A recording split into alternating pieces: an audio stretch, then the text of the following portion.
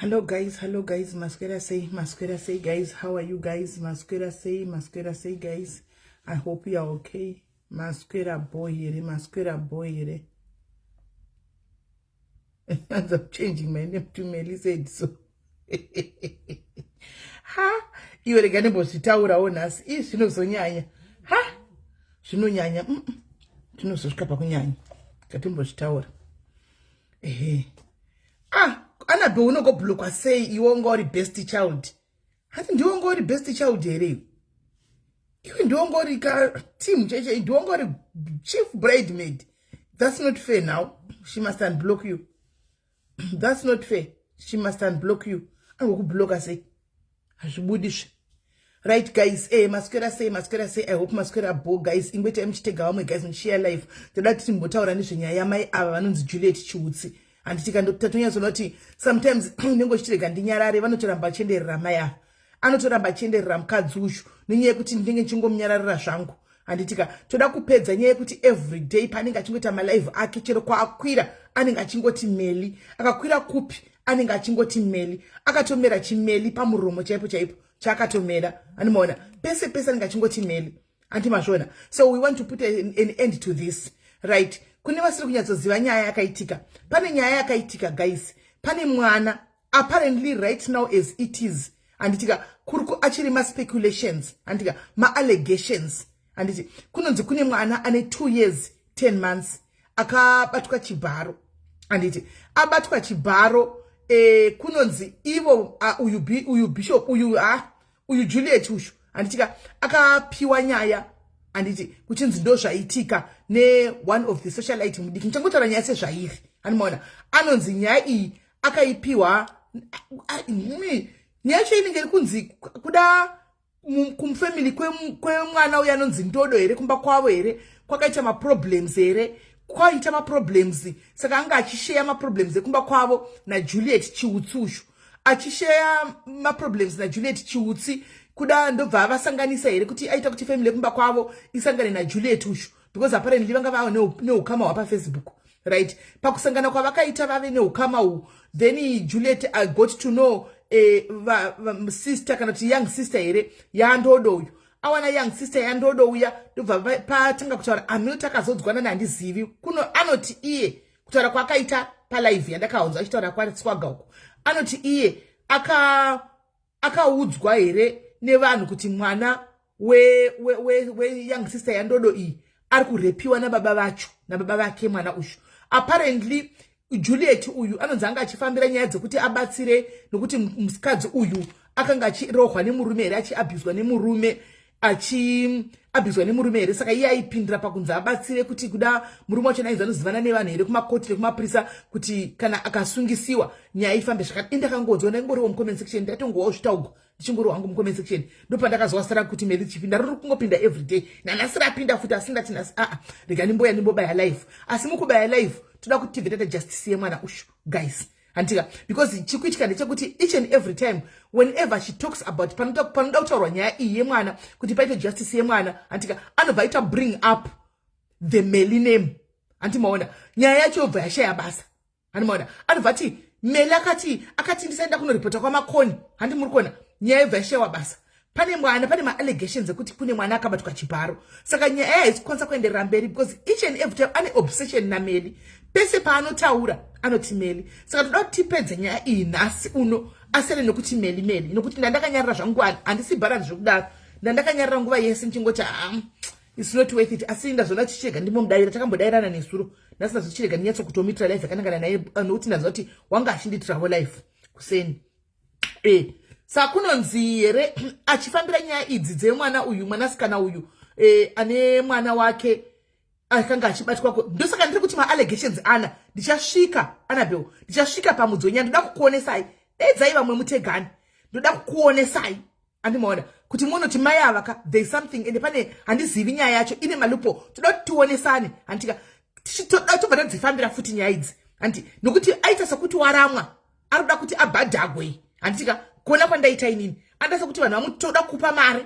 kuti ufambire nyaya idzi isitogona kudzifambira chiri kuno nyaya idzi hatisi nyaya dzinombonetsa kani antika inyaya dziri sensitive nyaya dzevana nyaya dzekubata kuzvibharo kwevana inyaya inongo imi ndogara ndichikudzai guys kuti it takes the whole village antika the whole community to raise a child, meaning to say kuti munhu wese panonzi patwa chibharo chemwana anybody can report a crime. Munhu wese can report a crime. And tichasvika ipapo Grace ndambokupai kana narration kenyaya munyatso kunzwisisa mushare life guys mushare life na iye auye pano andina mublock ndaita kuti auye anditika auye pano hey noti kwaninga chinditaura kwena ntaure star rake iwe unengoshara nezvangu iwe Juliet Chiutsiwe right. Saka kwanza achifambira nyaya idzi here dzekuti mwana akazo abatsire mai vemwana kuti vari kunetswa nemurume vadzingwa nemurume kudini andimaona ndo pakazobuda nyaya kuti mwana panonzi mwana akaonekwa here ane 2 years auya achi ukwete sene ne hour oh sorry mai vemuvana so tasana ne hour sorry nachitofunga ndo right but anyway it's both ungoenda takadaro imi munongotegawo munenge muchitega andimaona kwanzi mai vemwana ndipo wakazotarisa here kuona kuti vaona kuti mwana ndobva vaona mwana achichururuka zveurume andimaona mai vemwana ndobva vati vaenda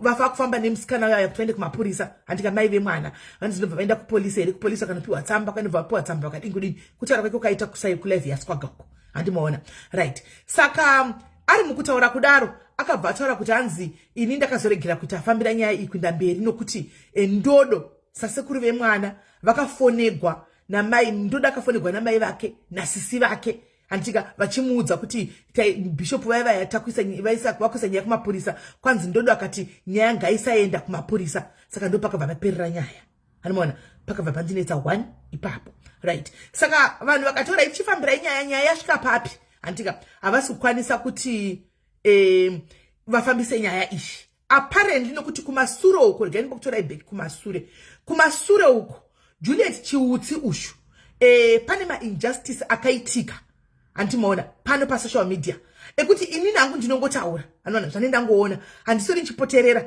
ndakangoona zvandakaona ndobva ndangozvireisawo ipapo andimaona chokwadi chekuti vanhu havadi kuzwa chokwadi ukavaudza chokwadi vanobva tichi wave heta andimaona but ini nam not heta handina wandovenga handiti pakaita kese yekuti Tete Masivanda vaya vamunoziva vaya pekutanga vakakonana nemukadzi uyu naJuliet ushu andika vakonana nemukadzi uyu andika Tete Masivanda vakamutuka kuti hure andimaona akanosungisa Tete Masivanda nyaya munoiziva andika asungisa Tete Masivanda vakasungirwa kuMarimba police station kundoko kwavanogara nditi asi vakatogwa vakanosungirwa kupi kwaanogara kuMakoni police station andika tikati aiwa tazviona vasungwa Tete Masivanda no problem handiti aiwa hapana chakaipa zvaitika vasungwa bva yapera nyaya handitika then kozoitika nyaya yeuyu mwana uyu wokutora mari dzavanhu ushu Mama Gray andimaona Mama Gray waita nyaya dzake handitika dzaaita pasocial media po wapara mhosva pasocial media watora mari dzavanhu wanyepera vanhu watora mari dzavanhu handitika waenda kumusha ameno takava paapproach awo ndiani kuti fambirai nyaya idzi kuti nyaya inenge nemaluposi handi ndobva vabhadharwa mari vanobhadhara $300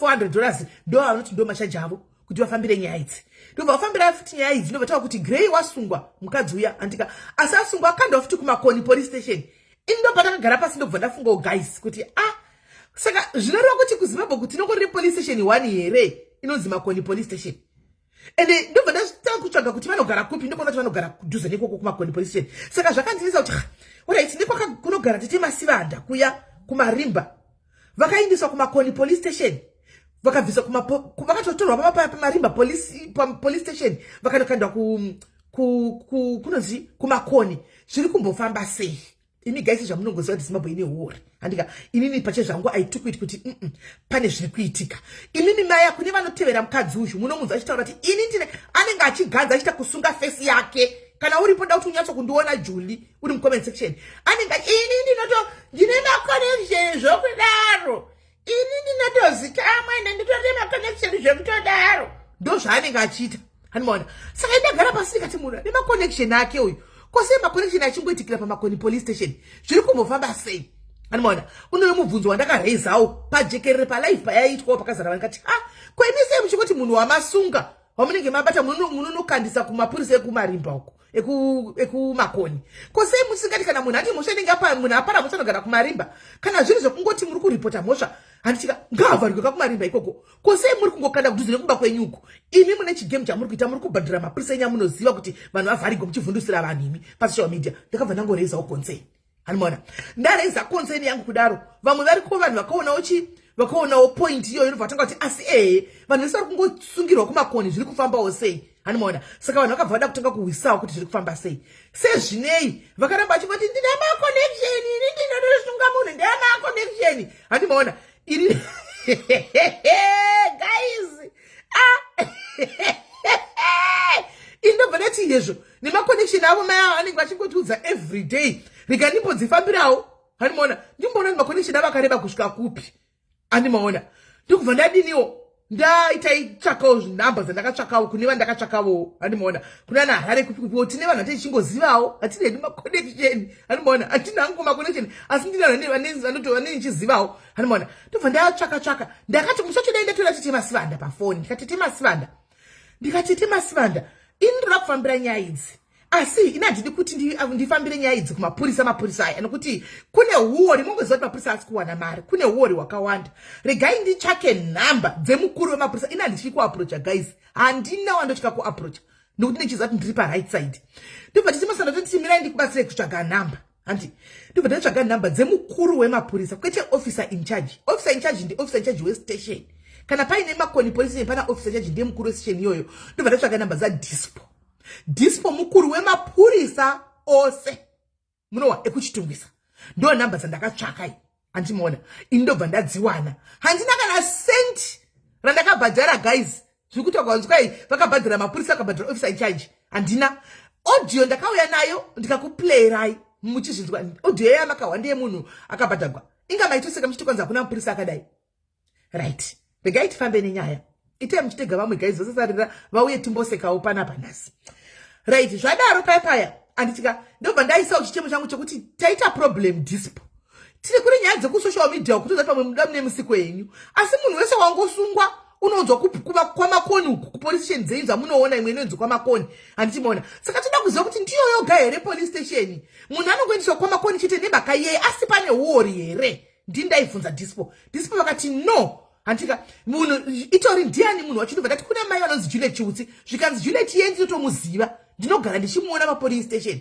zvaanotoita izvozvo itori mhosva hafangi kuti asvibise sari police station achiita zvaari kuita maybe anenge ane vanhu vanenge achizivana navo ofuchi that kutoputsa mutemo achivharisira vanhu zvisiri izvo ndobva ndavaudzawo dispo ndikati nokuti zvichaitika nezvokuti social media isu tine noise tichazitanga kuti makoni police station ine huori imi musina huori pana kuti musina chamunoziva tachikumbira kuti mutigadzisirewo nyaya iyi kana munhu aparira mhosva yake kutafara kana kuti kumebhorain kune mapurisa ikoko ngaasungwe ikoko kumebhorain kana munhu aparira mhosva yake kuharare kutaundi uko ngaasungiswe kucentral nokuti kana kungonzi chero unobviswa kutaundi uko wouzwa kwamakoni zvinenge zvaane question mark kuti mama Grey wakabviswa kumabvuku kwaigara akajambiswa kudai kuenda kumakoni uko zvakatinetsa kuti zviri kufamba sei handimaona ndobva vabvumirana nazvo vakatoti no I'm going to call here to someone here auye antika and then tichesei titaure nyaya ishi because achatikanganisira police station it's wrong haasitori mupurisa because ndakabvunza kuti mupurisa here zvikanzi haasi mupurisa ndikati chii kumapurisa zvikanzi hatishandi naye kumapurisa asi kuti maybe anogona kungove mainformant aya ndo vanhu vaya vanenge vachinzi vanonoripota handimati kudiko mainformant unoti kudiko kudhara ndo vainzi mbimbi vaipiswa muromo munguva yehondo vaya vainorevera vanhu kuseri kwachinotaura handimaona vachipiswa muromo vaya ndo ainzi mainformant amen or something like that handimasvona panguva iyoyo da ndo zita rechirungu ameno kuti informant guys mukatonibatsira kuti chinonzi informant yacho chii zvikanzi pamwe ndizvokuti anenge achingodi anongoisa aleti kumapurisa ndikati alright pakanaka kutaurawo mhosva asi kwanzi ndini ndamubata alright informant ndiye ndini ndamubata alright zvikanzi ndiye ndini ndamubata handimaona ndikati alright iye ndini ndamubata haana kuipa asi kuti bibi asi kuti zvongoramba zvongoitikira hakuna kumira zvakanaka tachikumbira kuti patongwe zviri fair apa ini ndataura nadispo yapera nyaya dispo mukuru wemapurisa vanoza nyaya dzekushora media dzinopisa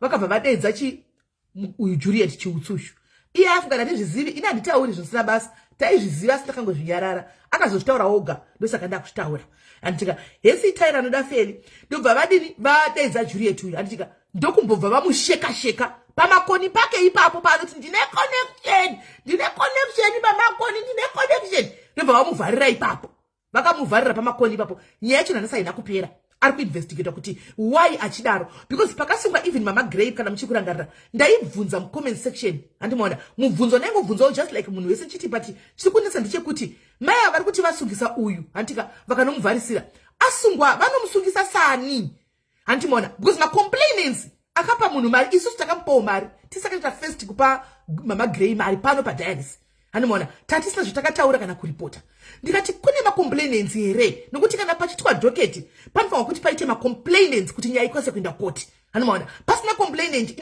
inenge chinzi chii nyaya yachona saka ivo vamusungisa vari complainant here vakamupa mari here semunhu anozivawo mbijana ndaingovhunzawo ndakabva ndabatana nacho handimaona yanga yangove meli everyday saka sezvinei wakabva akosheniwa nyaya dzake dzekuda kutenga saka ini zvandakaona zvaiita manje Juliet aidai aiti akakubatai mukamutuma imimi akakubatsirai Mama Grey handika kuna naAlia vanga vachitumira mari vomupa 3 handikati ndoda 350 fuel handizi kuti moti anofamba nainodla $350 pa 2 days kuZimbabwe ndeipi achiti mari yangu yakatoshota 350 ishoma ndoda imwe mari handizivi hangu kuti ndeipi moti yakadaro handimaona kudai bhasi ameno saka pa 350 paipa zvamaiita imimi aibva aenda onodhiza mapurisa akanozive pamakoni opa kana 2020 handimaona obva vavharira munhu handimaona kuda kukukwatisai kuti ndine mapowers kuda kuti mumufile pasocial media kuti mai havane connection havana kana connection yavanayo mai vaya chirega ndikudze ini nhasi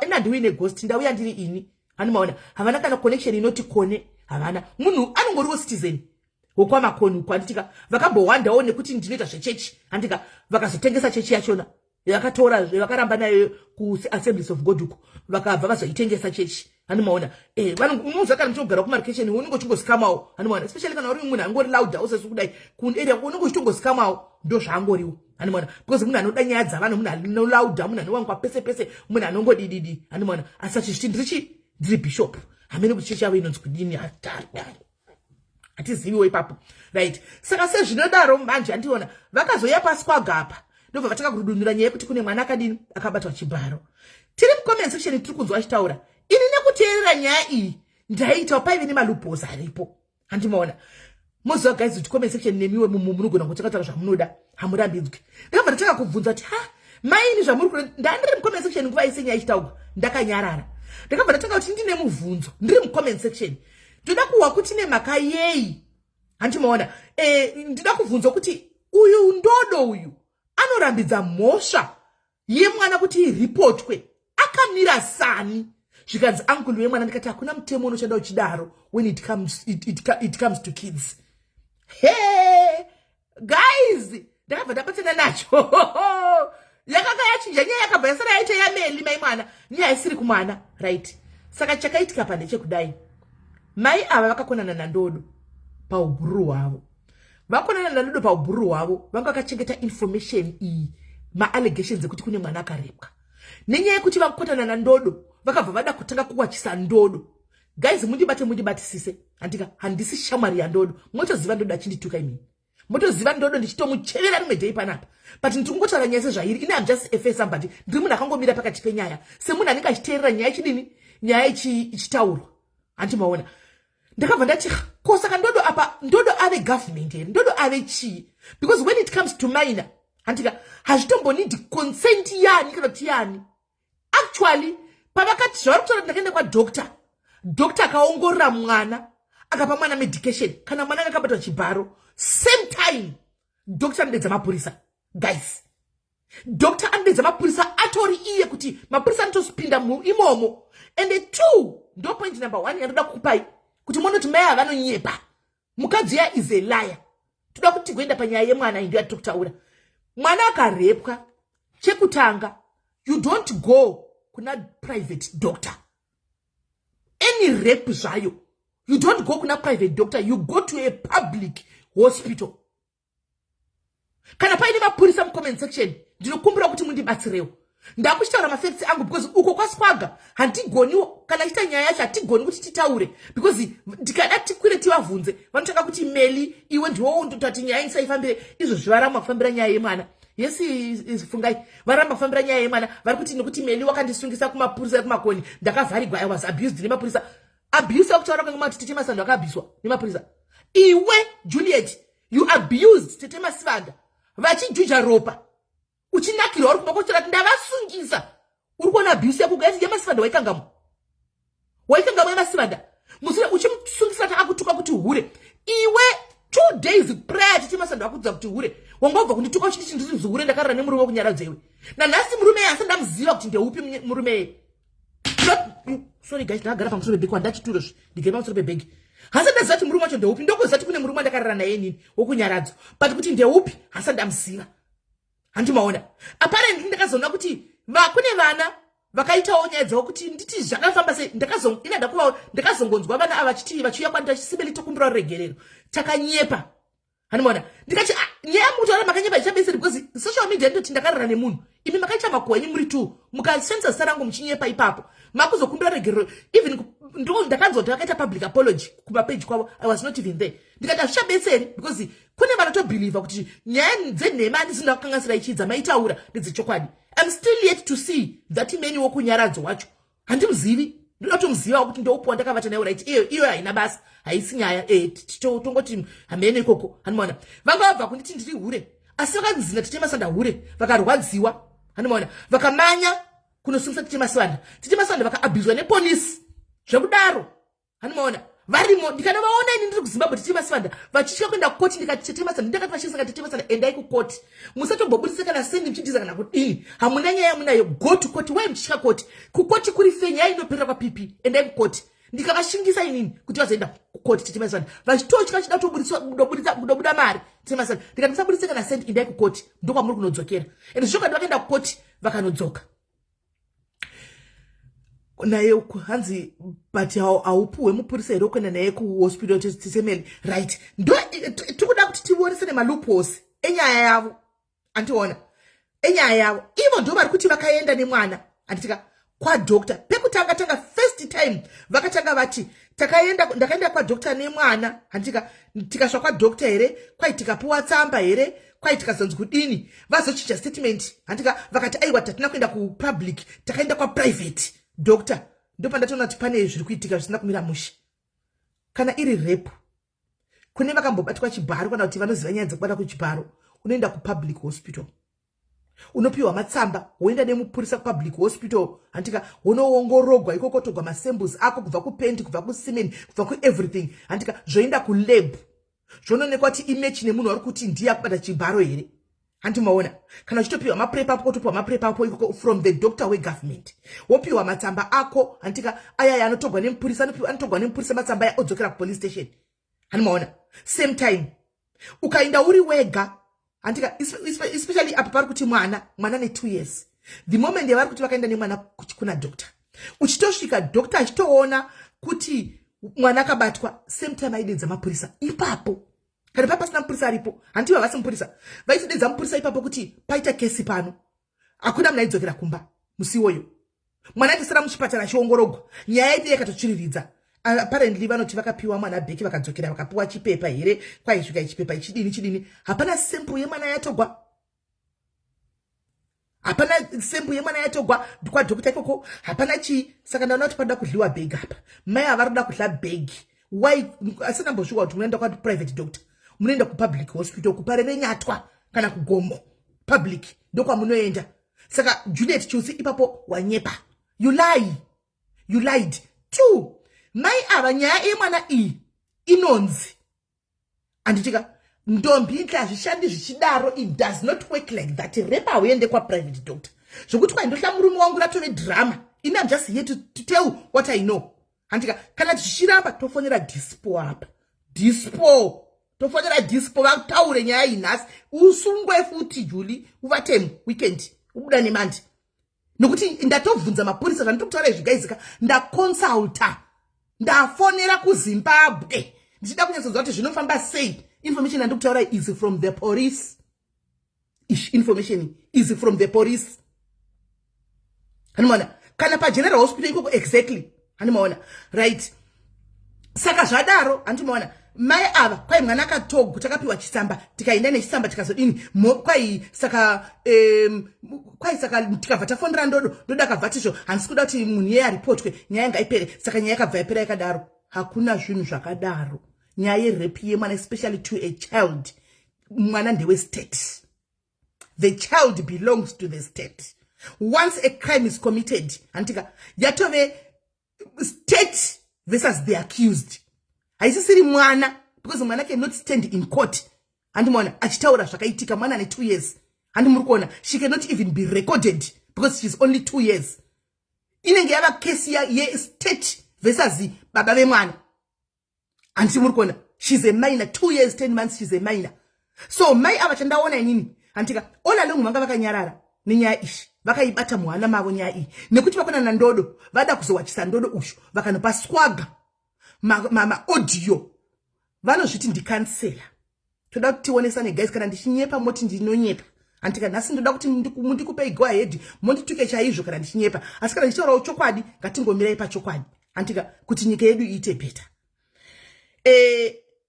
kana uri kansela tine makanselas akawanda pana pari kunze kwenyika mamwe ari munyika medu chaimo chaimo koitawo makanselas namapepa akafanana nesu handimaona ini chayame kansela antika a self made kansela ini pano handitombonyari kuzvitaura because ndiri munhu anotaura nyaya dzevanhu dzakakomba comment section vanouya kwandiri taurai nenyaya dzimwe dzinorema hamuna kana 1 day yamakambonzwa kuchinzi kune nyaya yemunhu yalikiswa nasisimeli pakati kana uri kansela kune chinhu chinonzi non-disclosure you don't disclose whatever that you talk to your people confidentiality kuseri NDA maya vakapa ari maaudio kwete kuti vaitaura maaudio ekuti aitowa voice ramai vandodo tasingarizivi voice ramai vandodo takadoriwira muaudio vachitaura sisi vandodo maaudio vachita kudurunura zvose ndakarohwa nehana ndakashamisika kuti what type of a counselor and what kind of a counselor is this alright ngatimboisai counselor paside she says she's a bishop oh musatambe nebishop netitle yokuti bishop guys pastor ari pasi pabishop bishop muhombe ihierarchy hombe bishop vafundisi vese vanouya kuna bishop handimaona ndokwa vanouya bishop vakaremegwa nechifuva nesecret dzekwandodo vakadudunura mai mwana vakadudunura vakanda kuti muone kuti ndikuzama kuonesa izvizvi kuti muone kuti panga pane agenda iripo kana musingazvioni zvazvenyu pane agenda ina just here for the truth munonyatsozva kuti nandodo handiwirirani naye antika mai ava ndingomira pachokwadi pane agenda iripo vakarudunura zvakuti ndakarwa nena ndikati bishop vari kurudunura zvinhu zvavaiudzwa in confidential nevanhu vefamily isecret yemufamily kai chero mwana akarepiwa sometimes tinoenda kuchipatara tosungisa munhu todini tisingadonano vekunze vazvizive but vakapombonoka vakarudunuka swaga akandinyengerera nyaya yemaaudio baba aloka namairoka nanhasi mailoka chaivo vakazama kundibvunza kuti ndine maaudio api baba aloka anoziva maaudio avakandipa handina chandakaburitsa kana saka ndo zvinonzi munhu wabishop kana kuti munhu wakansela unochengeta mapublic figure chaiwo mazhinji anouya nenyaya dzavo kwandiri titotange tisingaziveni pasocial media but kana zvavo manouya bvunzai mailoka kuti after vamboramba taura neni havana kuzodzoka vari 1 here kuseri vakati simeni ndadzoka ndikati makamboramba wanchida kugadzira baba loka vakati aiwa simeni tikataura vabvunzai kuti vakambowe anyway ndikazama kutaura navo vese vari 2 pakamboita kunge paita peace ndinamboya nchikudzai pano kuti vana vandakazotaura navo kuseri ndakauya ndikataura navo kuseri hamuna mbozvona makangona baba loka wabvisa maposti papage pavo ndiri ndakumbira kuti hanzvadzi let's start by going there munobvisa maposti ndo zvinoita munhu wakansela kwete zvandakaona vachiita kwaswaga uko kuita kupombonoka vachirudunuka kutsvaga kuti handizivi kuti vaitsvaga kuti nyaya yacho ite udzamu handimaona zvikabva zvadini zvikabva tikati aura tazviona zvapera handitika vakataura zvakawanda vakati mwana chiipa pakutogwa nyaya yemwana apa mwana akazodai mozotona swaga unenge atsvaga information anomuziva swaga anenge atsvaga information kuti agozvishandisa ose leverage mangwani aita kuvhunzisisa kudai vachiita kurudunuka mai mwana vachiita kurudunuka handitika pakauyawo Sabina momuzivawo handimona Sabina aiuya wachibvunza akatosvika backstand yekundituka aidawo information ikabuda ndazoseka zvangu nhasi Sabina ndomuziva kai ini Sabina ndomuziva for 4 years handakunditanga kumuziva zuro uno ndaiziva kuti hamumuzivi muchamuziva Sabina ndaona angachivabvunza mafacts chokwadi checho nhasi vakonwa kupindura handimona mai ava gaizika pese pavakukwira iko zvino vari kunzi nevanhu chifambira nyaya dzemwana handimuri kuti pane mhosva iripo imimi ndimakatanga nyaya idzi kubva pakutanga kuti mufambire nyaya idzi nhasi vanga vakuti ina handingafambiri nyaya idzi nokuti mele akandivharisira kumakoni vauya nemurume wavanga vanaye palife yaSwaga vakati kwai ndiani kwai ndiloya kwai legal counselor kwai legal chairman kwai legal counselor murume ayaiswa pakona naSabina natete Masana neumwe kola ngakakwira handitika pa live yaSwaga kuti tell us your title murume yapezira ati ini ndingori concerned citizen asi mai ava vachikwatisa vanhu kuti ndi legal counselor guys kwai ndi legal counselor saka game ndire kukwatisana pa social media handimona right let's go ku case yemwana as it is right now. These are allegations guys, these are allegations toda kudzifambira asi ndoda kuti ndigare ndakudza kuti mangwana tisati email this kind of that nokuti right now as they are these are allegations handika varamba kutaura zita resisi remunyanzvadzi yandodo handimona varamba kutaura sare murumoyo inini chandingokumbira papublic mese makateerera varamba kufambira nyaya idzi mai ava vakatida handichadi nokuti meli ndaikwanisa kunoripota kwamakoni meli akati ye ndi kwamakoni yakuindi kunoripota tikati ndai munoripota kumapolisi nakawanda wai kwamakoni chete wai kwamakoni zvikanzi nokuti ndo pari padhuze nekumba kwangu tikati munogona kuenda munoda kupiwa mari nevanhu saka igame rotinoda kupiwa mari nevanhu kuti muende kudi hanzi naiwe ingatatita zvinzwa and you said you talk to her privately. I said sorry and now what do you want? Arikutaura inini ndikata kupindura mumunhu. Okay, I don't know. Right. Hanimaona. Ndova nyaya chitati alright nyaya yapera. Chita kuti mufambire nyaya idzi vajamuka kati vachadi kufambira nyaya idzi gozi kumakonu kwazviti vazvipira utanzi ndokwanisa kuti a witness. Saka ndoda kuti tizvite pajekerere guys. Nyaya iyi is not about beef rangu namai ava. Handika because beef ready yasati raibva rikakwata rikaibva. Toda kuti tizvite papublic apa tofambira nyaya yemwana. Right. Ivo vane zita nephone number yaYolanda mai vemwana. Ndikuzvikumbirawo ndati ndikumbire pachena mese makateerera because there is two sides of the story. Hanimaona, I need to hear side ramai vemwana. I need to understand why mai vevana vemwana vasiri kutora ma steps panyaya ishi. Why Juliet akufambira nyaya idzi kana chiri chokwadi kuti mwana akabatwa chibharo. Hanimaona, why vari so reluctant vasingadi kuti munhu asungwe. Hanimaona, and we need to know the whole story. Saka ndauya pajekera kuti ndokumbira kuti guys Juliet ngandipo zita tangozoto nonzi Yolanda. Handisi kuti Yolanda ani. Handisi kuti vanogara papi. Handisi ndingoda phone number so that I can talk to Yolanda. Handitika kuseruko inchaza inchikupai feedback. Handitika then if possible pana mai vatodo vakakwaniswa because vakabuda chitora mu audio. Ndodawo number yachi ya mai vandodo. Handitika noti ndo mai mbuya ndo mai vane muzukuru right now. Tinzo utwa chepe ndokumbira number ya baba vemwana. Tibate pachena. Inini ndofambira nyaya idzi ndaaleta mapurisa kudhara but ndataudza ngati so far ma allegations so we don't know atika muchazowana kuti inogona kuzotenda kuti inyaya yekunyemba kana tinyaya yechokwadi I don't know but as it is right now ma allegations vakati mwana akarepwa akadzokera kumba aida ndikati ndo zvataurika hanimaona kwai mwana akarepiwa kadi akadzokera kumba akapuwa kapepa kakaiva gozodidi kapepa amene asikune munhu mapurisa atoseka kati munhu akati atidi kusungisa munhu pamwana zvikanzi kuti mwana anenge ari wasted ndikati ne handizivo ndosaka ndadiniwo ndafona kuti nditsvake rubatsiro mapurisa akati they are willing to take action saka ndikukumbirawo phone number ya mai vemwana Juliet papublic pano sezvo wati uchadi kufambira nyaya idzi inchirega ndidzifambire ndobva ndakumbirawo zvakare iwo chazita witness ngatimboisa mabifu edu paside timboita nyaya yemwana handika because chakosha mwana panapa timbofambira nyaya yemwana iwe nentozogwa tapedza nyaya yemwana Handiwana kana uchida kuti tiite zveground toita zveground asi ndifunga kuti ndingada zveground zvematch newe nokuti kutaura kungove kutaura uri kure sere zvokuti kungotukana everyday ashandi handiwana iwe ukangozostopa kutaura zvokuti Meli pese palive yakukwira uchingoti Meli this you never hear me talking about you, never. Right, saka ndokumbirawo phone number yababa wemwana, ndokumbirawo phone number yamai vemwana, chat ndotangira kufamba ipapo. Saka kune vanosvitsa shoko kana uripo pano wakatarisa nokuti handina kukubloka zvaizvozvo handina kubloka, saka unokwanisa kungori kutondiona. Ndinokumbirawo phone number, you can give it to somebody else, ondipa phone number idzi too, ndotanga kufambira nyaya idzi ini ndirini, because iwewe pache zvako nyaya yako ine malupo Juliet, and hauna connection yaunayo hauna hako Juliet.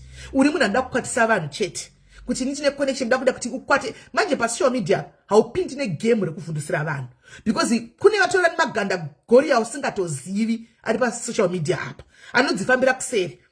Ndakakuudza musi waiti vamagrand kati inini manje ini balance ndozvivharisa, vanhu vakangofunga kuti statement comment yandangotaura vanangonyarira zvangu, ndakangotaura ndichiti manje ini balance ndichazvivharisa zvoko zvakuda kuita izvi hanimona ndichibva ndazvivharisa zveshuwa, asi nangotaura like play iwe ukafunga kuti ndikujoka ukatotaura kuti chiko hapana zvatondiita wakanomupinda kumakoni police station kwanosukisa wakanomugara masosi ukazobuda hauna kudza vanhu patindaizviziva but ndakaudza wazozvitaura wega kuti palive ndakavharirwa kupolisi ndikasungwa handiwana ndozvandoita ini ndiri balance rekuti do but ndongokuitira action ndakanyarira ndilaude zvokuti ndinoda kudza vanhu kuti ndozodai antimaona handina kudaro.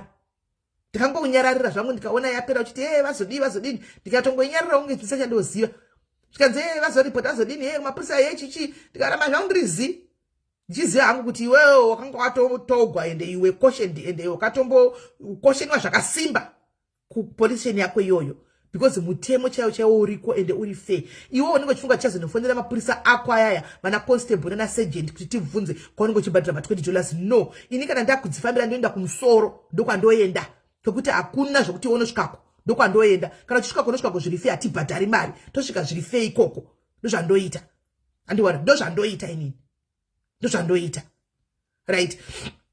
Saka guys mosvisa shoko kwaari kuti kudawo nhamba ndifambire nyaya dzemwana because right now guys pafair chaiko andimaona ma-allegations ndodo uyuka chandatoona hangu vanoda kusetla score yavo nandodo handimaona, but chokwadi ndodo cannot stop mapurisa kuita basa ravo. Ndodo cannot stop the doctor kuti adedze police handi muri kuona. Ndodo cannot stop anyone kuti akwanise kuti aite zvezvo vari kuita izvi. So amai mwana makadhuya kubhilivhiswa mukashandiswa pasocial media pamakauya mukasvika pasocial media makagamwa nevanhu vakakunyeperai kuti uyai tinokuprotectai tukai nhingi targetai nhingi. You don't do like that pasocial media. Chingouya uri iwe, uya come as you are necontent yako, kana iri yekutaura zvinyadzisi zvaunoita zvozvo ingoita zvinyadzi zvako, kana uri wekuti unotambisa magara ako ingotambisa magara ako, kana iri yekuti unoparidza chingoya uchingoparidza usada kuita shield yekutsvaga vanhu kuti vanomira newe behind. Tinongopana hapana munhu anosiyiwa panapa, tinotukwa tese pano, hapana munhu anosiyiwa pano. Iyo compensation wabvunze tinobvumburudzwa one by one. Nasi chinofuma chiri kwangu mangwana chofuma chiri kwako mangwana ndo inonzi comment section yachona andiwana. Saka iwe unoda kuzama kutsvaga shield kuti ndoda kubatana nanhingi woudzwa kunzi idai unorasiswa Juliet pasocial media apa ukamhanya nenyaya dzemastands iwe Juliet ukati Meli akababaridza vanhu dzamastands vanhu vakadligwa mari vanhu vakabea ini handina city council yakuti vanhu hakuna kambondipa vana wani kana kuti kudini. Isu nyaya dzedu dzemastands tichiri kuindirira mberi namastands izvozvi tave palast level. Mastand eda ariko ndakamirira musi watichapwa allocation yemastands paground ndichange ndiriko ndo ndakamira ndo ndichauya ndichikutokonya iwoyo because eda ariko inda izvoite even system inda musystem unoti haasi kubuda here master edu go to remembrance unoona kuti musystem ako here but wakatanisha zita rangu pasocial media ukati Meli akava mari dzevanhu dzemastand. You Juliet ina ndinakana se ini nditori munhu ari kubhadharawo stand yake but you came here ukanyorerwa tsamba nalawyer iwe Juliet hauna kuudza vanhu but indozviziva sandawo ndakaudza ukanyorerwa tsamba iwewe na Edward wakanga wanyepera kuti hanzi ndakataura naEdward handika akakuti can we meet ukaramba ukanyora ndinawo mascreenshot wakapindura chitanzi musateerere nyaya dzemakuhwa ekusocial media but kune vanhu wakauya ukati ndakabamba wakubvunzwa naloya wakuti wakunzi naloya uya kunotisangana address yedu iwe kuma offices wakuti kwa nyaya dzepasocial media dzemakuhwa iwe ndine mascreenshots awakapindura uchidaro I have them You don't do that. Wauya wanyepa simply because wakanzwa vanhu munhu akanga akuti ndoda kubuda ndipe mari yangu akauya kwauri asingabhadhari kana kuvimbo kwachona aibhadhara ega straight kwaaibhadhara. You never even bothered kuti ubvunzewo anybody kuti neni zviri kumbonyatsofamba sei. Wakamhanya ukati ndabata juice ukati akaba mastands mari dzevanhu dzemastands handisi mbavha ndawandakambobirai ndina wandakambobira kana 1 nanhasi tiriko tikabudza kuti sedu mastands hariko. We told you tikati edu mastands hariko zvakutaura zviritori drama isedu hariko. Ndikanyarara uchita drama rose simply because mune vanhu vanokushandisai vanhu yakuseri vokupai zvinhu zvokunyepa mofunga kuti mabata juice mubva mamhanya kunobaya malive kuti akaba chokwadi akaba chokwadi. Takamirira ndati ndinenge ndiriko panonzi allocation background. I will be there because takatawira nekambani kuti munonditengera ticket. I want to be there sekuti makatanga nesu papeji pedu tikawira. I'm going to be there. Ndochikubvunza kuti what is this. Uchidzoka uchiudza vanhu kuti shu akaba amenoti mastenzi abvepi iwe uchizodzoka uchiudza vanhu kandita denti. Saka takudzifambirawo nyaya dzako ndombokuvharisirawo zvawakaita timasivanda woshora. Ngatidzei kuva fei paupenyu. Gemu rawakapinda naro pasocial media uchiita Juliet harisiriro. Hakuna bishop anosvika na 12 o'clock akagara pamakuwa na 12 o'clock bishop anenge akutononamatira vanhu akutonozvinamatira iye 12 usiku nyangwe nesuwo vasiri mafundisi tieta kutopfuga mona 12 tautonamata tiri kudzimba dzedu. Iwe unenge uri palive yaswaga uchita makuwa ipapo. Hey ndikazodai yezu muranda nhubuya akazodai yeka hindava uri kuda kungotagetana nevanhu ava.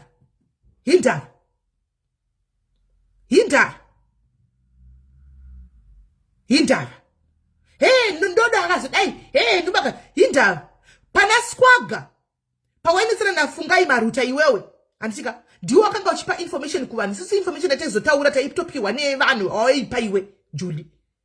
Wakati wakonana nafungai ukazobudisa kuti iwe soga waida kuurayiwa asi nguva yese yamamshura nafungai hauna kuzvitaura.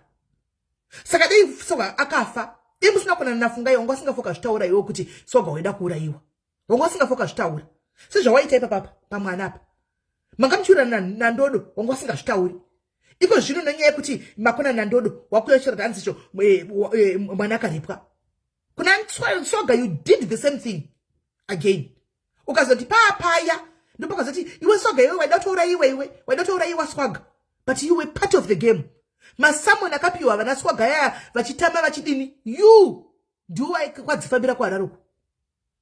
Nyaya ipa kuda kugezera fungai maruta iwe Juliet wakuda kugezera fungai maruta iwewe.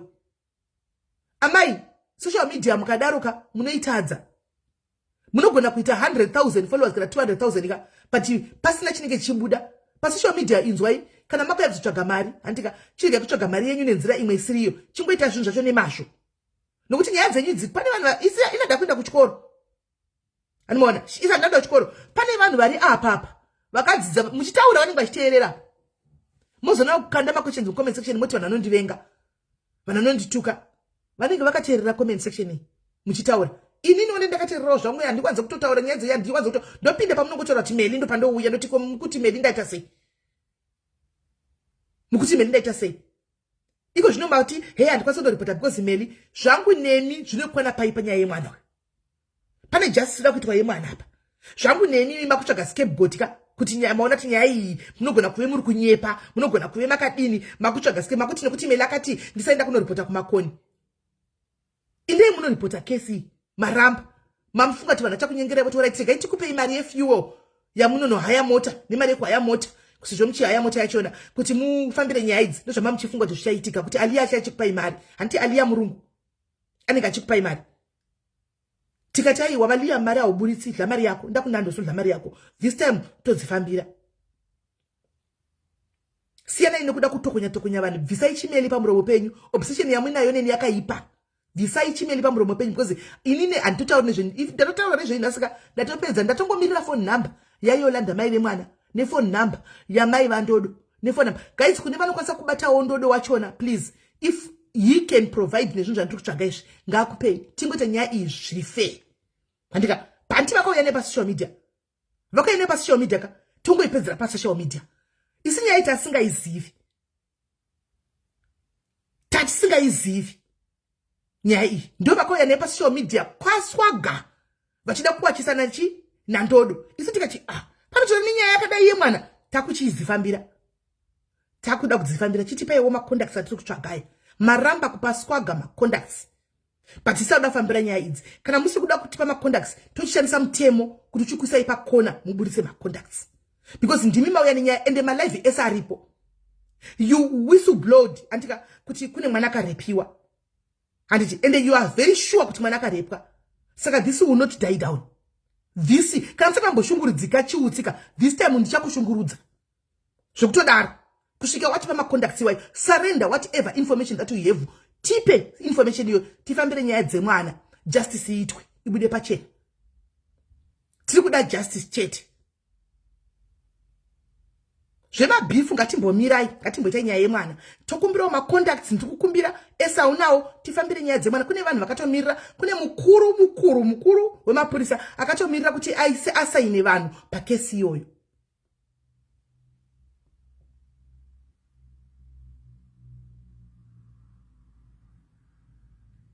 Problem unoda kufamba uchida kudiwa nevanhu vese nemazita evanhu. That's wrong. That's wrong. You can't kuti unodiwa ko ndodo naswaga vane jusira vane beef ravo vari 2 vacharesolva vari 2 vagara vachikora navana vachigadzisira masichalesa nongozviita. Iwo abva watenga vanobudisa information iri sensitive andika that's good. Wagona tatisiri kuziva kuti pane nyaya yakadai. Now that nyaya yauya comment section ndokumbirawo kuti tibatsirane toda justice pamwana usho. Vana vari kurepwa, perpetrators are going scot free because no one wants to talk. Vanhu vari kurepa vana vari kubudirira because my families ari kuvhara nyaya achiti tinonyara vanhu ngaisataurwa because tinozonyarira kupi, havasi kuconsider munhu anenge abatwa chibharo. This is the time to put a stop to zvinhu zverape izvi. This is a very serious and sensitive matter. Mwana ne 2 years hagoni kana kugeza ega. Mwana ne 2 years umwe asakanyatsa kutaura zvakakwana anobatwa chibharo. This is big. This is so sad. Saka iwe semunhu ane information yese akafambira nyaya idzi sezvadziri, tichaitoita noise. Wakuzoziva social media manje, wangosati wakuiziva kuita noise dzako chingoti shonyorera kumeso kwayo chingoti takuchiita social media chaichayo iko zvinochiza chino social media. Social media zvakasiyana kutaura nekuacta zvinhu tu zvakasiyana. Paunotaura zvakanaka tinoti aiwa waita zvakanaka. Inda I ceased to say bishop kwauri because you are not a bishop and you don't qualify to be a bishop. Kana Mwari vanotsamwa uchizviti bishop iwewe, Mwari vanotsamwa. Zvimwe zviri kutoitika pauri because of the title yakuramba wakabatirira uchishandisa sekuti bishop ku social media uchiziva zvaunenge uchiita, uchiziva kuti uri munhu akaita sei. So yedu Kristu atina matitle, titori mahuri achona atina matitle, titori mbavha dzachona atina matitle. Ko iwe munhu ane title yeubishop. Vana magaya vanotukwa pano nenyaya dzana aguma dzakamba hatina mbomuwa kana 1 day achibuvhura muromo akachera zvinyadzi. Comment section tara zvainodai. Vana chivengo vana talent vai chivengo vanotukwa panapa. Jena singabatwi vana Java vanobatwa panapa. Munhu wese anobatwa zvoti tikanotukwa necomment section tachambonyanya kushita serious because nasi chiri kwangu mangwana chine chiri kwaningi atichazviite serious. You are not exceptional. Saka semunhu wabishop ka information yamakabata amai iri very crucial and yakakosha. Tukumbiro information iyoyo so that tiwane kuti mwana uya wane justice. Kana baba vemwana vakaripa mwana wavo, he needs to rot in jail. Hanti wataura pa live yaswaga, ma live aswaga tama download tinawo. Ukataura pa live yaswaga ukati mwana akatonopiwa treatment. Yay! Treatment yakapiwa mwana. Toda kuziva, the police will want to know. I treatment yakapiwa mwana, I treatment yechi. Why are you holding the information? Why would you grab the information? Kana pakaparwa mhosva chokwadi ngachingobuda pachena. Mhosva ngaingo tingo tasane murizo mhosva ngango sungwa nemhosva dzake chete. Munhu nemunhu ngamire nemhosva yake. Munhu nemunhu ane mhosva ngaende kucheri. Simple. Iwe zvakuita kuramba information inonzi obstruction of justice. Ndiyo guys, kwani zvichiko obstruction of justice ndizvo kuramba ne information. utori mhosva hombe wakauya ndiwo woga wega nemakumbo ako maviri uchiti dhana uchienda kwaswaga iwe kunoudza vanhu.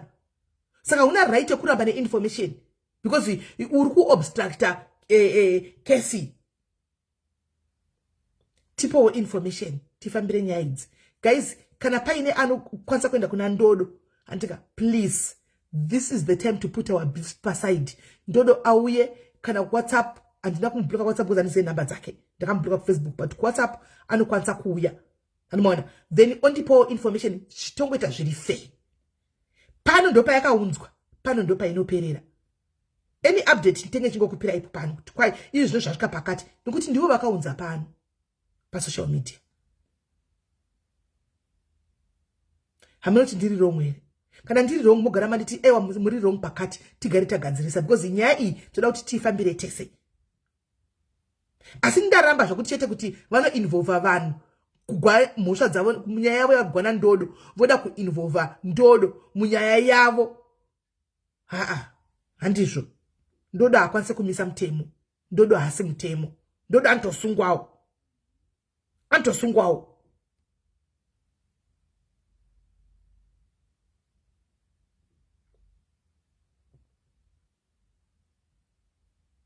Amukoti havachaurisari mwana wacho atombopindi mukoti.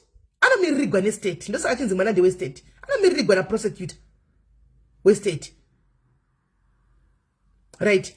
Kana ari panoda kutaura guys, ifona iwo mutaure tione. Tinzo kuti muda kuti wochi tipedze zvedu. Ini nangu yakuti ndizotaura pachena azozonzi makuwa. Nokuti ina ndina kwandinoenda kuseri kunonzi.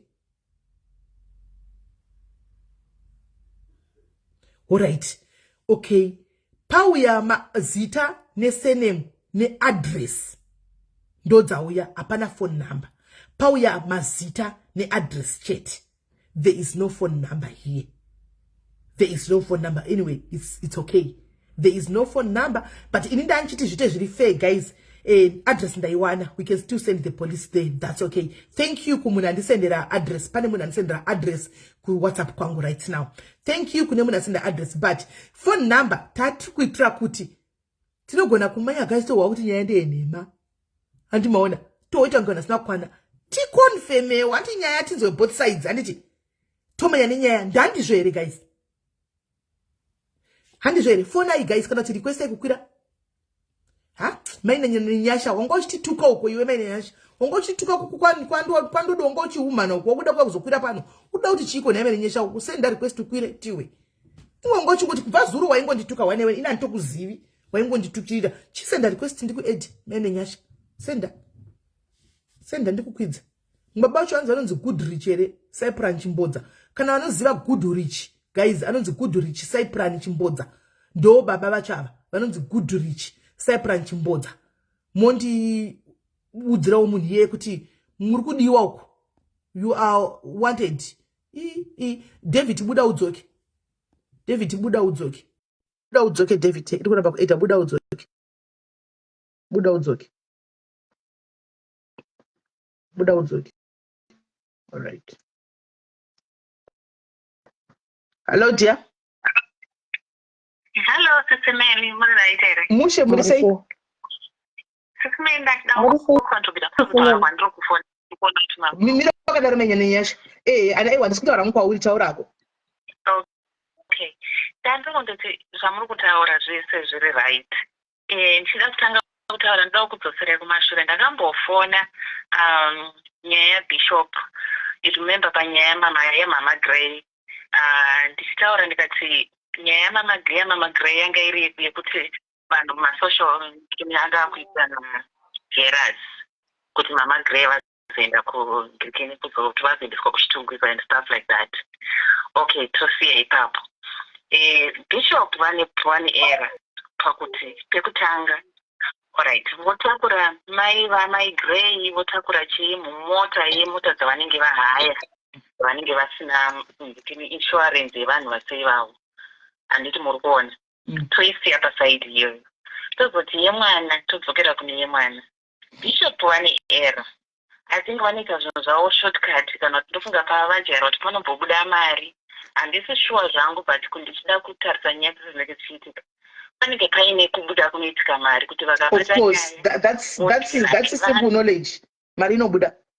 vanobata ndofunga vakabata nyaya dzakawanda vakadya mari nyaya izvozvo. Ende mukatarisa panyaya yandodo inini ndinongofoa kuti chionawo hangu kuti even nyange ndodo anga akatizwa neorit musaendese nyaya iyi kumapurisa takutaura nasemhuri. Ndofunga vanhu vambozvitaura izvozvo. Inini ndiri bishop ndanzwa kuti nyange ndikanzwa chako munhu pafoni pakachitaura kuti nyaya ichitaurwa yemwana ndinogara ndatotipa mapurisa kuti ndanzwa nyaya nyatsovhunzurudza yenyaya iyi. What more?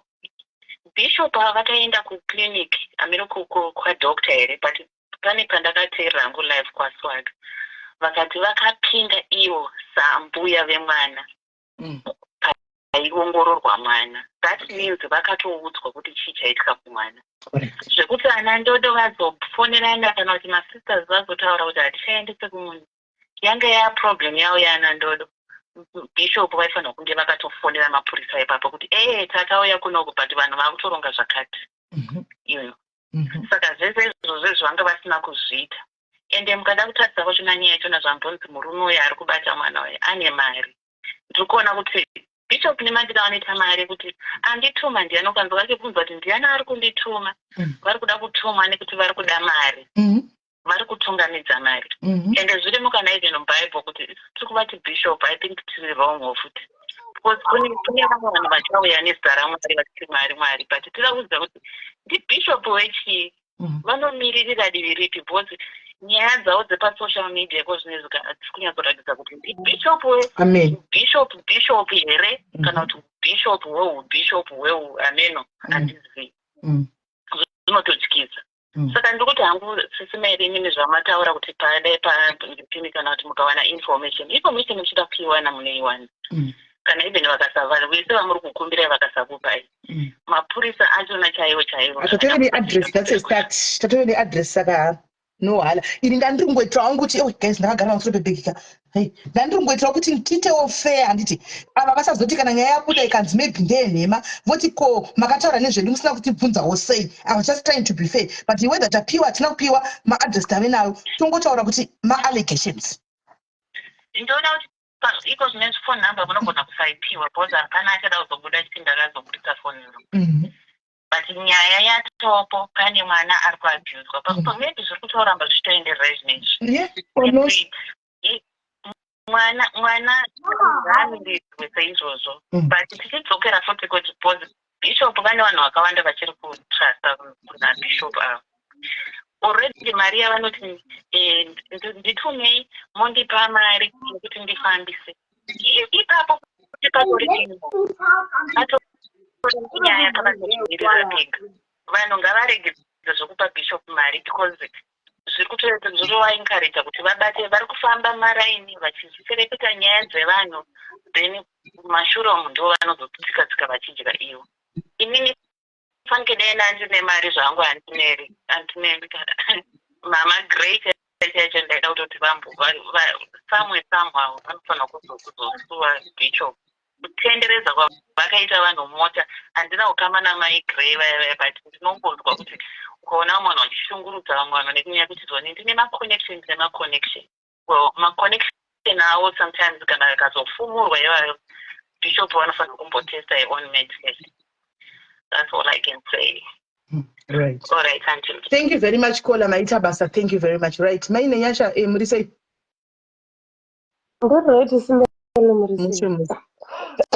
I'm sorry, Sibeli, kana makanzwa senge ndekutuka, anditombokuzive, and it was my first time yangu kutaura muripo, asi ndakangoti sete madzimai isusu tisu vanhu vakuru. I'm also 45 years old. Tavanhu vakuru, mese muri 3 papa mama muri vanhu vakuru, mese muchiita noise pasina watainzwa kuti ari kuti kudini muchitukana zvisingaiti. Ndo zvandakangotsura chete, asi handina kumesa. Saka tombokwira pamusoro pepaya Nyasha hatichade kudzokera kumashure. Saka tombokwira pamusoro pepaya. Macomments enyu comment section mudzokere kwaSwaga ndichakuvigirai kana muchimada. Amaitonyora ndikatonokuvhura profile yenyu kuti kwenda handivazivi wani mai avo. Ko vari kungoti meli wacho vanomuziva here? Ndikatonovhura profile yenyu. Ndisatakwira. Ndatanga ndasi ndatanga nhasi kunyora zita renyu sisi aiwa makanyora zuro mainini anyway ngatishindirai kumberi munyaya yemwana nekuti inini pane nyaya yangu kubvira nezuro pandakaona pane problem ndepana bishop kwete inini ndaitoda kana ndasaenda kuvabvunza bishop kuti nai bishop imimi zvamakatora nyaya yemwana muchiunza tungamiri vechechi muri bako rekuhwanda revanhu vano ava vakatendera kwamuri vachida chinyi kubatsirwa saka zvikurevera kuti nyaya dzise dzichauya kwavari vachauya nadzo dzese dzinoda kunzi vasolve vachitiisira pafacebook ndozvandaida kuvhunza bishop. That was the era iyoiya itori era hombe ndaitotaurawo hamwe conversation ndikati guys handi muri kuona kwamune maproblems enyika muri kudziona ka community wobva wahwanda nemini kuti hanzi makatizvo usaripoti kwamakoni kuti hanzi mela akanditi usaripoti kwamakoni saka dzese dzichauya muchitungwiza imomo nekuti chikwawa chaina dzimwe here dzese pano pafacebook because hadzichafanirwi kuenda kwamakoni hati muri kuona vachauya nadzo ndo pandaida kubvunza bishop vachauya nadzo kunyepa vari kuda kutsvaga mari vanoda kutsvaga mari yepisa vanga vada kuti zviitwe futi zvakaitwa pana mai ani pana mama rasta papayehovazozibishopitai so jehovha ti ndima ndituma saka chindipai mari ndima ndituma saka chindipai mari muri kuona ndo maonero andakaita ini yabishop ende taitoya vari kushandisa isi yavo havasi bishop vaya havada kuti advisor wechechi havagoni kana kuita mai veruwadzano mai vaya vaya takatotungamirawo chechi ngatombeta mabishop for 6 she doesn't even deserve to be a bishop or my bishop what I deserve zvese. I believe at some point I believe she was part of the church maybe as a pastoress or something or was married to a pastor but munoziva zvazvinoita kana ukamboita munhu wamwari ukatiza pana mwari unoziva zvazvinoita the demons they come back in thousand folds unosara wakata mavhesi but mwari vasisipo ndo zvave pana mai vaya ndo zvavepo and she still holding on title lekuti bishop but not anymore nekuti chinonzi ticha handiti kahuticha huri mauri tiching iri mauri ndo inokupatsira kunzi uri ticha kunzi unzi kufundisa notifundisei kana uchitaura zvokutuka vanhu ngomwa chakazoti hure rakazoti apa kuti uri mufundisi saka pana vhesi vanogona kutipotera mai vai ndine urombo kana ndavatuka asi ndicho chokwadi chandakaona chiri pavari thank you very much ndakatotaura nezuro mwene kwakota zvakataura zvakuti zvokutogwada mai ava ndakatotaura even nezuro chaizai princess Jesus how are you muri seiko Zimbeli ndiri right kuri sei handiri right ndaumbofunga kuti pamwe nyika yavakuda kuguma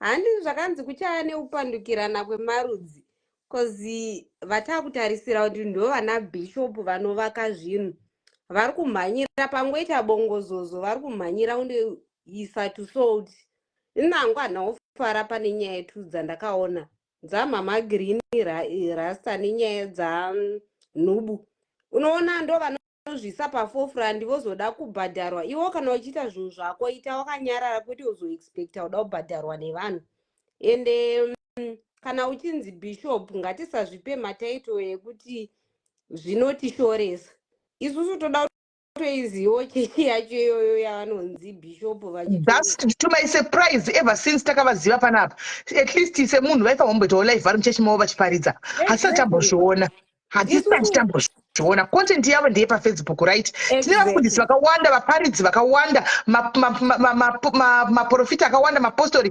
vakawanda pasocial media vanotoitira zvinhu zvavo pasocial media ipapa tichitoona yavochaifudi yakaita sei haifudi yakaita sei chechi yavo chaplain piri vane vachitorwa vachienda kupi vachienda tichitoona ndokuvanoisa malaivu avo vari kumazcc vari kuchechi ipi vari kupi sei ivo kuvanoitirepi zvinhu zvavo izvi inonzi chechi yemadhodhi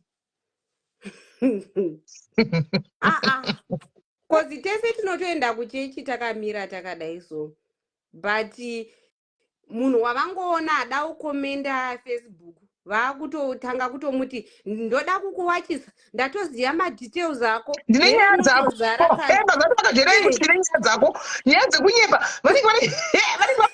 nyaya dzavanenge vazoteugwa masititumu dzenhema dzimwe dzinenge tichitukwa nadzo masititumu vanobva vatoti ndabata jusi avazivi social media mai yako social media ndikada kungovawaisira sei ndinongonodzirukawo nhema ndotoya ende vanhu vanobhindaka ngatimbosaina petisheni rekuti vakaisa mari muakaundi mabhishopu vaiveka tinotogona kutoona kuti bhishopu vaive vameka mari nenyaya dzemari dzevanhu kuti ndaakufambira nyaya yakadai munganzi 400 kungofambira mari nyaya yamhamarasta grey kubva hameno kwavaibva munoziva kuti vanoita zvimushikashika zviye $40 fuel inopedza hameno wiki rese but iyo nyaya yavaitwa ka1 woudzwa kunzi ndabhadhara 400 vanhu ngatitye mwari shame nda problem nemari dzavanenge vachipiwa nokuti vanenge vachipiwawo nevanhu nda problem nazvo mari dzavanenge vachipiwa nokuti kana vanhu vanoda kupa mari regai vavape mari but chatisingadi ndechekuti ivo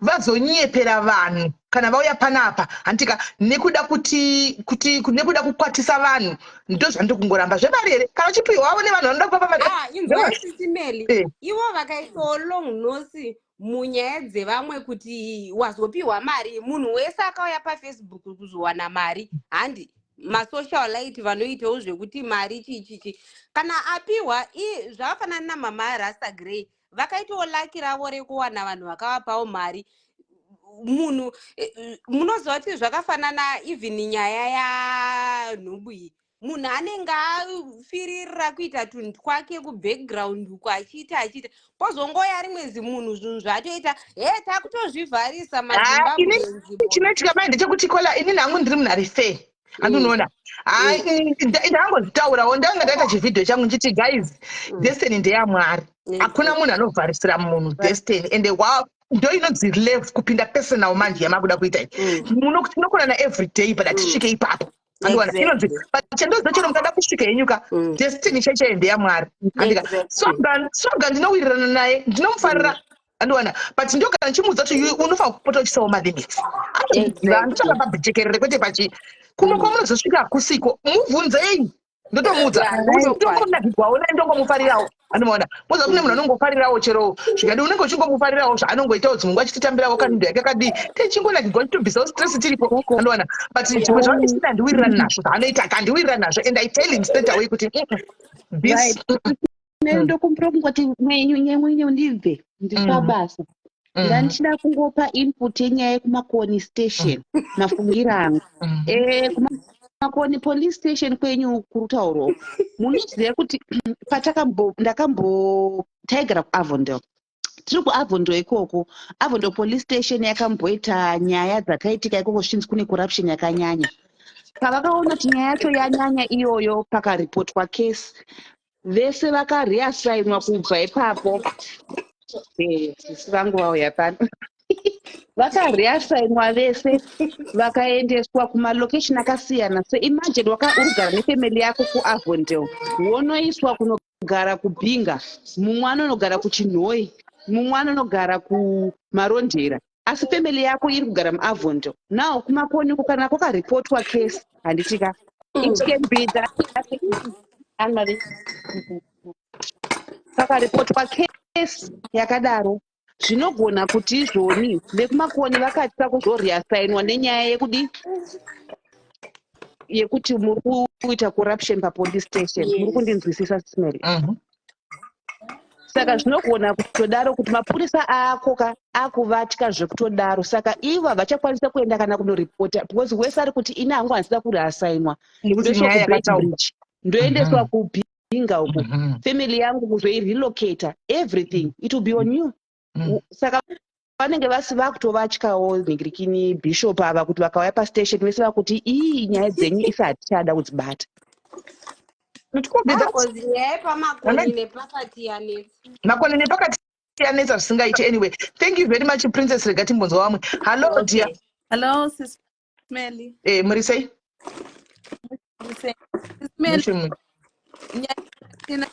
bishop vanenge vaine mhosva naiye doctor chaichai ane mhosva how come kuti uri professional doctor unonyarira nyaya yakadaro nyaya yeminor child how come ndosaka indata ndada kutaura zvakawanda because right now achiri maallegations because asati azviziva kuti zvechokwadi kwakapindwa here kwadoctor hapana tsamba tataona kasofa tikungowa ivo ava vajuliet vachange vaine mhosva plus udzaiwo swaga munhu wenyu wamunofarira kuti kana asiri kuda kuti arane this story ane nayo nyaya akapindawo pama1 cause ari kuvahosta vachitaura nyaya idzodzo and then what's the way forward vobva vangoinyarara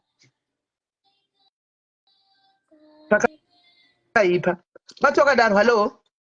okay Sismeli, bye bye. All right, sharp. Hello dear. Hello Simeni Mushe kanjani? Very right. Bishop, nice. Me looking for the solution. Bishop, Bishop, vechiko, vemahure, Bishop, vechiko. You are a bishop. Andizivi. Andizivi. Kazi, ndosake pamakoni yawo uripo, pamakoni. Kozi mini kana ndiri kuZimbabwe ndogara kuchitumbisa. Ndakatomboita case ipapo.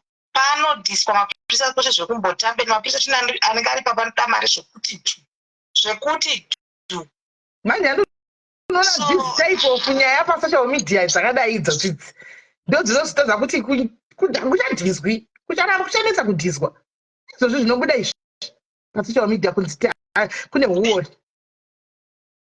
chokwadi handisi kunyepera isisi mele. I still remember kuti 2020 ndakambonetsana nemumwe munhu ndakaenda pamakoni ipapapo. Mapurisa achina kutsika kusvika ndazoti alright ndauda kuona mukuru wemapurisa ndopakuzotonga nyaya yangu. Vanotenga mapurisa pamakoni. Mapurisa china ane nzara zvokuti anoda mari zvokusingaiti. All right. Thank you very much Kola. Iwa chikunzwa dziri munzeve. Thank you very much Kola. Saka zvabishop pamwe bishop anotodanana nemapurisa ari ipapapo vachivapo ma20 vachidanana zvese ipapo bishop wavo. Kana ndakamboti bishop yeJuliet ye Ini handidi hangu kurwa nemwana neshambu saka ndichingoti hangu Julie. Aiwa hakuna bishop akadaro. Bishop waiwonepi nguva yekuuya neFacebook uchitamba neFacebook? Wapedza here kuita zvechechi? Wapedza here chechi chirimbori chechi ipi yatisingazivi? Kozvinyadzi. Aiwa kana yemurume wacho akashinga zvake anogara nabishop wake iwawo. Thank you very much Kola. Baita basa. All right, sharp. Mwana kufona aiwa ipadhinzotoni usati kwaikola usadaro pavanenge vachitaura zvavanenge vachitaura kumastreet kwachituka ana meli munenge muchipururudza taakuda kuzitaura umoti kwaikola sadaro igara vataura zvavanoda inga tinongotukwa tose vanhu pana asingatukwi tokumurega vanhu vataura zvavanoda regai vanhu vataura zvavanoda nashamapiri uyu ari kuti afarira comment kuti usadaro people are just saying what they want sekutaura kwavanenge vachiva papublic handiti zvavanongoita handiti zvatongoitana vanhu masocialites kuti uri hure wakaurwa nanhingi ndo zvatongoitana saka hazvi zvinyuwani izvi hasi zvinyuwani hanzi nashamapiri rumbidzai but mapurisa in need money to process your case but it's not supposed to be like that. Case is supposed to be for free. If I open a docket it's supposed to be for free achibhadhari kutigwa case. You don't pay kuti case yako iitwe. Ndo uori wacho iwowo. Kana ndaripota case yangu inofa kungoitwa. Handiri kuona. Why should I pay kuti case yangu iitwe? Why should I pay kuti case yangu iitwe? Why? Saka asina mari offer here asina mari offer nenamo. Offer kana patourawa munhu inotongorova mhosva because hana mari yekubhadhara.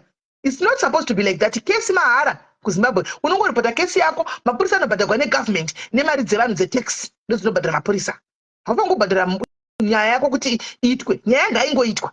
Problem isusu vanhu ndisi tisingazivi. Kana ukaona nyaya yako ichiitwa usiri kugutsikana une kodzero yekurequesta doketi rako kuti doketi rangu handisi kufara pariri kunyema ndiri kuita nyaya ndokumbira rinoitwa uko rinoendeswa doketi rako unoda kuti riitwe rinoitwa kunyaya kesi yako. Kana isiri kufara you can even take it further. Problem chine chiita zvinhu zvenhingikiri zvefeja zveshortcut in the process makubvisiswa mari makudini doketi free mahara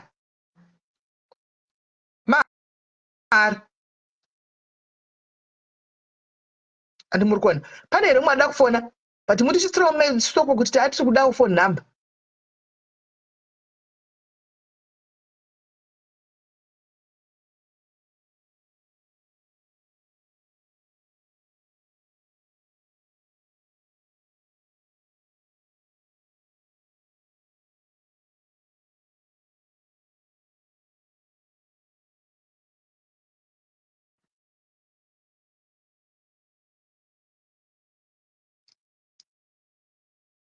Naim, pane munhu ari kunyora muconversation anzi pane munhu akuti I am not Juliet, pane munhu atiregwa enga pasasi, you don't have to shout. Ashotwa kuti shi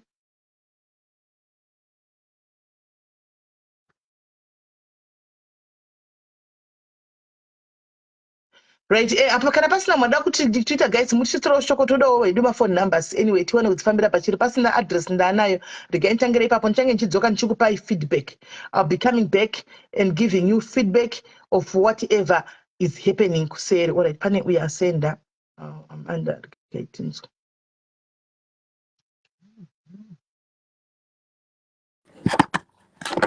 Hello. Sismeli maskara bo. You say Kuna nguramba chaja. Ndibo ida dziva mira. Nditautara nenyaya ya anonzani Judza. Ninge zvekunzi Bishop zvazveumba kwave izvozvo. NekwaMakonu police station. Ini ndinomuti Judza. Sismeli anonzani Judza. In everything she's doing, she wants to prove to people kuti anotyisa, ane connection, ane chi. Nyaya yaitaura kugroup kwaSwaga ichamuroverera nyaya yemanzwa. There is whole proof of whatever they did. Iye nanandodo nehama dzandodo pamwana. Tese tinozviziva kuti mwana ane 2 years is under inonzi Sismeli hamiri mukasamirira manomirwa nechi. Listed. Thank you. That's a very big thing. Zvese zvaitorwa naJudza chifungo chakuonererwa chiwachisandodo. Na iye she's going down. She is going down. Hapana siri kuenda down. She is going down. Because vakaziya nyaya vakaramba vakanyarara ndivo vakati investigate whatever she is. She's supposed to fulfill her job. And she didn't investigate kuti mupurisa here. Who is she? No, kairo urere kwamakonyiri kuti. Don't call your names, please. Musamukole names. Katingoti Juliet. Let's not call your names. Murukona, iye Juliet Sismeli akazvisungirira. Live yakaita iri kumusungirira kuti zvekumbonyeba. Zvitori serious.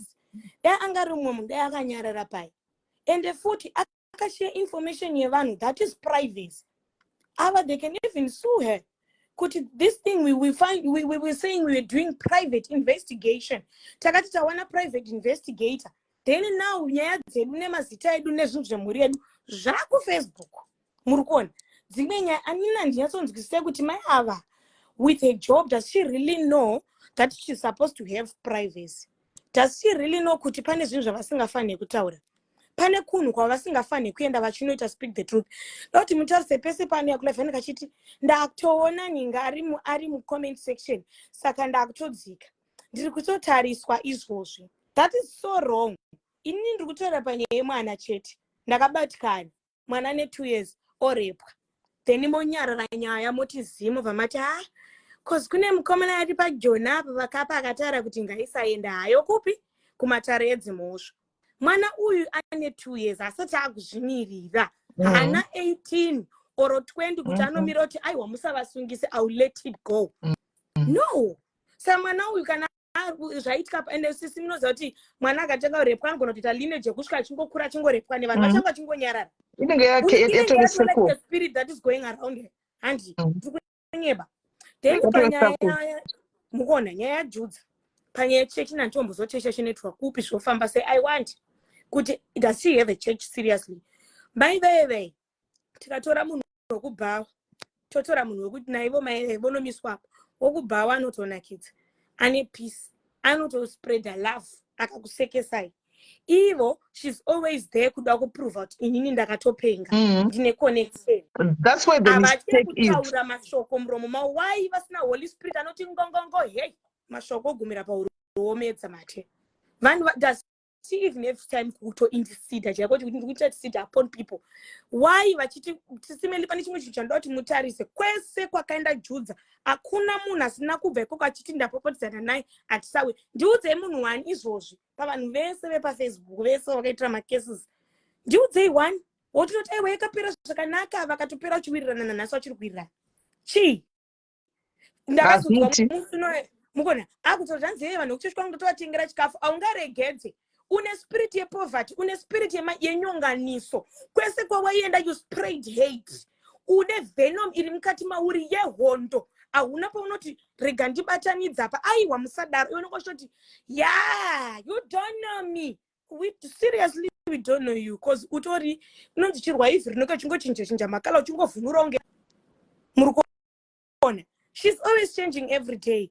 I think vachaona live inoi amai anga Juliet chinjai maitiro kana kumakoni chako matoroverera even maprisa ese ariko ikoko muri kukanganisa not only imimi maini vanhu vese nemaprisa ese akanga aripo musuyo pakaitwa nyaya dzeseidzi they are going down because it's a crime yakatsikirwa ikanyararwa. Muri kukanganisa kwese kwamaenda nevarume vamheno vanenge vanawo mota whatever vave they are going in nekuti nyaya dzesedzo munenge muripo dzichiitwa. I hope vachachinja maitiro and I don't know totongoti mwari ndiye ngaavachinje because havambochinje maiveve but nyaya yemwana Sisimeli keep on sticking tinoda inonzi chi justice kumwana zvavo zvehondo dzave zvamhena mwana justice mwana should be safe. We can't see a crime then tonyarara pano padiaries we are here to solve stories period pano chinotobuda chokwadi ende nyaya chitogadzirika hakuna nyaya yacho yanga iri yavo tanga tisina kana basa nenyaya yacho yanga itori nyaya yavo tatisina nenyaya yacho isusu but after ndazoona vachiti inini I'm just going to ndakutoisiya nyaya ndatoti avauda kutoti vanyengerero kuti vafambire nyaya yemhosva yemwana. No Sisimeli inzwa pana zvataurwa namai princess mina ndikudzei pabatisise kwamakona kuna achada kumuona saka kupeja nekubhadhara nekuoverteka maroadblocks vanonga achibhadhara mumaofisi amuchaitike saka havasisina way yekuti vaite zvinhu zvavo zvavanenge vachida neway yavo. That's why muri kuona kuti vakuda kuishandisa havachakwanise kuenda nyangwe muri Sisimeli muchishanda kwamakoni would you go and get along again nemunhu ari kupainternet ari kungoshaura hakuna private investigator anotaurisa kunge zvinoitwa namai vaye vanosumura each and every detail. Mambo zvona kupi izvozvo mambo zvona kupi private investigator can say 3 words onyarara anogona kutonge bharanzi akagara pamuri so mozongonzi wanzi munhu wamama akagara naye kubhawa kwenyu munhu wamama akagara naye kuchechi munhu wamama akagara naye kubastop ndiye anga ari private investigator zvinouya achisvika zvangofanira panyaya yamama Gray the way she talked inini chinotora chokwadi I'm the one of those people vakati matengwa kwaienda highest bid kusero nekuti vakangotochidzoka svika ndiri kutoda mari matauriro avanoita ayai ungati munhu ada kudhiswa kuti aburitse huku paCrest Breeders ndiri kutoda mari chitoisai mari yei muchaita no it's all about money kwavari it's all about money munhu akavaudza kuti tiri tobhadharwa pasocial media akavapa wrong information isiriyo ende pavakafunga kuti nyaya dzekutanga vakabhadharwa mari yavanoda now she thinks she can just do that handiwaona it's all about money taitofambirawo nyaya hombe cheko kuafrica uku hatina kana senda takambopiwa nevanhu isi taitofamba nemota dzedu nepetrol dzedu wozongotiwo musi mumwe munhu anenge angoti imi mainya kufamba paoil fuel handika ongokupa handina kubvira takati kune vanhu yavo ndipo 5,000 rands ndidire fuel kana 2,000 rands atina mbodaro isu never. And besides oya Judah is bad for business toziye chinonzi kuzviadvertiser anokoromora instead yekuti azviadvertise in a good way aite case oita kuti zvinhu zvibatane kuti iyeka publicity yake ende pamberi makastoma wandi vari kuporomora vanenge vachingopasa like wanandodo madam makaira ngavazvininipise mai vava yamwari anovasimudza ngavazvininipise ini ndionongera mama munozochi mama inzwai indoona kunge mwari akuvatonga ine way yavasiri kuunderstanda munhu yakuzvifumura uyowi muri kuunderstanda when mweya mutsvene says ndaneta newe ndichakwanise kutaura let me just make you kuti uratidze vanhu zvauri nyatsozvitarisisai vari kuzvifumura ivo vega nemaitiro avo at large kwamakoni cheko hakuna munhu anomboda kana kutaura navo bye foni yangu idaudzima. Alright, Amanda, Evo. Right. This, thank you. Thank you, Kingship Mofela. Thank you. Right. Trukuda justice yemwana ndio atoda kufambira. Saka guys, if you get the phone numbers, kuti teams of both sides, it's okay. And zvakanakawo. But if we don't get the numbers dzayolanda na baba, tawana address, we'll start from there. Andika address tinadzo ndotopasa address usiku anasi kuti paita aletokumbura muti investigaterewo nyaya iyi antika, and then nyaya yodini yo investigatewa ama-address aripo toona kuti zvingafamba sei. Tanga tatiwo kuti mangwana in case hakuna repu iriko tozorega zvekunyara ko irepu kupi takunyara chitamhanyisa nyaya ndosana ndiri kuti titange tanzwawo kumativi maviri emhosva kuti baba nevamai vemwana vanotiwo kudini. Kuna mai vangavharidzira mwana wavo akabatwa chibharo vagovharidzira mwana ne2 years kune kuri kutanga kuti tizvinzwewo hameno zvinogona kuitika. Swaga buda udzoke ari kurequesta buda udzoke Swaga buda paFacebook godzoka buda paFacebook godzoka. Guys, pane mushamwari yangu iri mucomment section yangari unfortunately admin vakaoma, admin vangu vamubloka anonzi ntombi yenhle anditika. Anyway, by now you guys should know my voice. Arikuti ndati pandataura vanzi mandituka mandishauta name guys anamboshauta. Guys, you should know my voice by now. You should know me now. Ambana munhu anamboshauta kana ndatongotaura sematauriro andataura kuti aiwa murume kahanga, you know, it was not shouting. Guys, this is my voice. You should know me by now. Kuti ndo voice rasisimeli. Please musafile kuti ashautwa handina kushaudai please andika. Swaga naiwe Swaga chimbotakanya kuti wakajoin account here mazuva ano unocheka zheve palive. Aiwa akadimbuka akakangorembera kufana kutara saka ndanchida kungoti chete wakaidelita. Andina. You have to delete it because the sensor usati wapotona unokonekwa nazvika nezuro ine masensor. After 3 months okanganwa inobviswa peji rako nepisi yenzeve iyoyo. Vanobvisa peji diki harina basa tinakawanda tichiri kuda kumbotrenda takaitira kupeji diki tichida kumbotrenda vanhu vachiona zvipisi vomhanya kunoona live yacho zvisere takaenda tikukuona kuti ngirikiri mazuva ano uri kutsvaga nyaya chaidzo nedemo wako mandisitoga pane nyaya yerepu iri papa yemwana ndoyatikuda kuti ibude pachena izvi zvekutsvaga kwako nyaya idzi dzimusakuita nyaya dzenyu moga. Inini anzanisisimeni inonzi nyaya iyi inandioni senyaya yekunyepa. Sisimeni dayanga iri nhau yekunyepa amai ava vasina kurilisa mazita neuyu neadresi pauyu ameno kana maiwana ndakutumira kuona batisa hatina kuti nyaya yekunyepa tatipa chipurisa tinoti ma-allegations because hatisati pave nenyaya but apa hatingamboti nyaya yekunyepa because nyaya iyika mabudiro ayakaita vaitodzima malive makazvoona vachiramba kuti tibudise nyaya iyi. wagona mira ipapo Swaga rega ndiadresa nyaya yekudzimwa kwemalive. Swaga malive anodzimwa naZuckerberg. Ndoda kuti upabata ipapo Swaga malive pamasure pese apa ndiZuka ukakuita live kudai even ukaenda kumapeji ekunigeria cheko vangachema nekukatwa. Ndakazama kukuudza kwemalive live dzanga dzingokatwa ameno system yaari kuupgrade nekugadzira nhasi zvatove nani malive macomments machii zvanga zvakarestrictwa naZuka Swaga haasi munhu angachiripota. Makaona kuti zvaiitika nyaya isati yabuda pachena pakangozobuda nyaya pachena. Aiwa Swaga inini ndaibloke kubvunza vanhu vepano padiaries takanga tahwa anongodonha malive tichiita hedu nyaya dzedu dzisinei nevanhu aingodonha malive totanga futi tosvika pakuneta anga achidonha malive.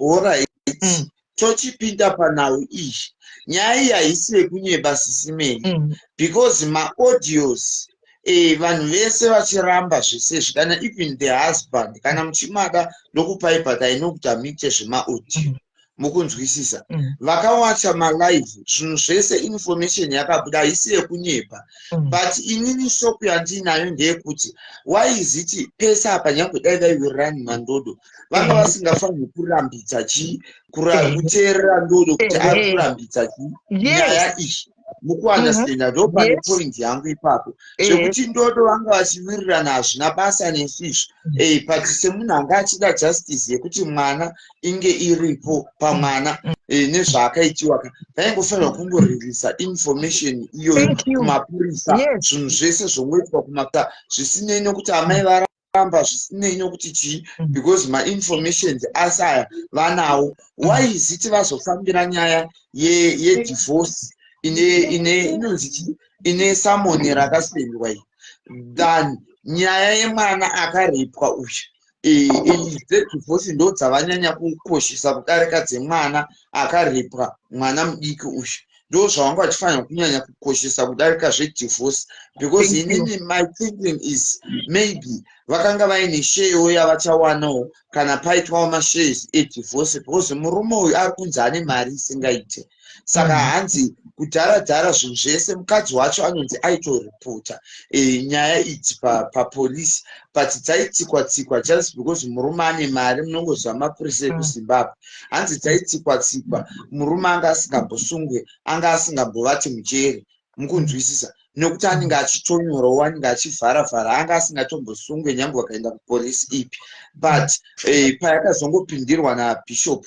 iye murume wacho akatombomuvata mujeri saka mumasewisi saka inini maonero angu ndekuti it's just that kuti ava bishop ava vaizama kuvhara nyaya just because vaiwirirana nandodo pese apa ndopavakaita wrong ipapo nekuti vaiwirirana ndodo akatiregera because zviri kunzi iye ndodo wacho akatiza kuzimbabwe nenhau yokuti akanga aine kesi yekunzi akarepawo mwana mudiki saka inini my thinking is maybe because of that's why anga asiri kukwanisa kuti atsikirire mukwasha wake because iwe ane nyayo yakewo the same iri papending yekuzimbabwe I don't know because the information come and iye akatombozvitaurawo pamalive last year.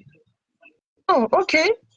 Ari kunzi ane rape case naiye hanzi ane rape case kuzimbabwe yemwana futi wanzi akabata chiparo and iye akatozvitaura futi kuti ndakambopumwa akatombozvitaura ndakambopumwa comment section inopupura akatombozvitaura kuti iye akambopumwa last year inyaya yerape case saka my thinking is maybe because of that haana kuda kutsikirawo mukwasha wake because iyo pamwe maybe I don't know that's what I think. Handizivi hangu but mapurisa chichabuda acho chokwadi chichabuda pachena ava mai vako ava iwe Swaga ndozvo wakaputsa wafa iwe ndozvo zvavakaita futi vakawanda vakabata information yako yekuda kufa kuSouth Africa uko vakazoiburitsa vakonani ndozvavanoita izvozvo ndozvavakazondiita vachiti iwewe Swaga gadzirisana nanhubu nekuda kwokuti nhubu haana chitema chaakaita apa chichichi taitomubvunza some of the informations about you but airamba ndikati inini handikwanisi kugadzirisana nanhubu because inini ndotonyatsoziva kuti munhu akaburitsa information yepandogara it was nhubu because of the action that she did kwandiri after andiudza nyaya about you andiudza zvamakaitirana nemukoma wake saka inini azobva kumba kwangu inini ndopaakangondipandukira same day iroro saka how can you expect me kuti ndigadzisane nanhubu and again nyaya yacho akazoitira malive nhubu achiti aiwa Swaga akacreata nyaya kuti apuhwe rubatsiro nevanhu saka hakuna zvazvachiitika saka how can you expect me kuti ndigadzisane nemunhu akadaro dai asina kuzoenda palive aiwa ndaiti maybe pamwe zvamauya muchitaura kuti aiwa akachenya but akazoenderera mberi achiti yanga iri nhau yeskiti yekuti apuhwe mari saka I can't give ndimuchenure dai asina kuenda pamalive achitaura kuti chii inini ndikuita skiti nenyaya yekuurayiwa vanhu vese vanoziva kuti ndakaita 4 months ndiri mumba ndisingabude ndisingaone zuva nenhau iyi and anzani zvine maaudios evanhu vaitondifonera vachinditi uya tisangane mazuva enda nichikuuraka vachinditi uya tisangane pakati ndoda kukutenga this and that uchitoona kutoti inini business kana ndaita business yechihure ndairiitira kuchurchline ndandisingariitire mumba ndasina unhu anondifonera kuti uya pakati vozokumbira rwego ndaona ndavabata vobvoti aiwa tatumwa very sorry chichi vanhu vese vanozviziva and even iye anzani Fungai Maruta confirmed kuti ndo zvaiitika. Imimi bishop you confirmed kuti zvesuwa manhamba evamatsotsi aya munawo ende machatsi munawo. Saka how can you expect me kuti nditi forgive kune munhu ari kuenda papublic achitaura kuti achitaura kuti iskit zvinhu zviri pachena. It was not a skit. I will never do a skit Sisimeni. Even ndichikumbira rubatsiro munongondiziva ndinouya Sisimeni ndakaomerwa mondibatsira, baka family ndakaomerwa mondibatsira. Handimbofi ndakaita skit rekunyeba kuti ndikuda kuraiwa, munoziva nyaya yese. Saka ipapo ndiri kuandastenda kuti zvavakachaita kwandiri vakaita wrong, ende ndakangozvigashira kuti as long ndiri mupenyu there's no need yekuti ndirambe ndakabata grudge. Plus munongoizivawo nyaya yacho ipafacebook.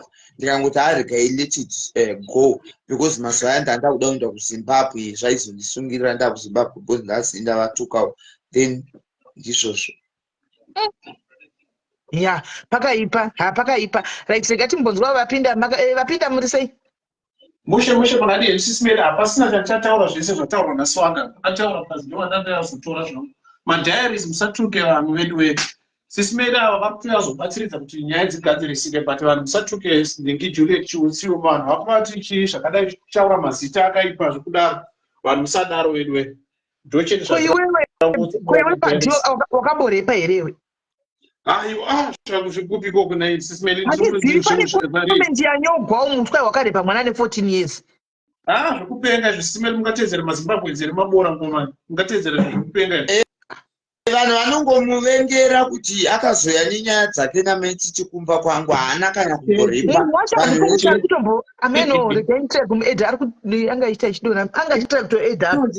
Sisimeni kana muda kuti vanhu vaone makomenti munopina something like comment then mobva maiunpina kuti apakanzi during this broadcast chiisaka tione makomenti munongopina then muunpina panobva pavhurika. Ndozvanada kutaura chete Sisimeni nekutora mukomana wenzeve kuti handei. Alright, mira chimbo eja munhu ari pamusoro apa musati matora naye nevekucheka nzeve apa. Asi wakati ndaiboti majokes kasa ndaona pandakazoona ropa ndikati ko munhu anocheka nzeve zvemashoyo. Kana kapisika akangorembera saka ndakangotega indingokaita kari kaskiti. Ndiko hauna kuvata chichatsokuvhita kana bvunzai murume wangu kungoti avata. Manje nezuva wakaswederwa kuningi kumanheru kuma 12 kusvika kuma 3 kuma 4 uchitaurwa kunyanya ndodo uchirehwa ikoko kunzi mavaroika. Iwe unogwizanisawo padhiwe. Unogwizanisawo kutogwizanisa ipapa.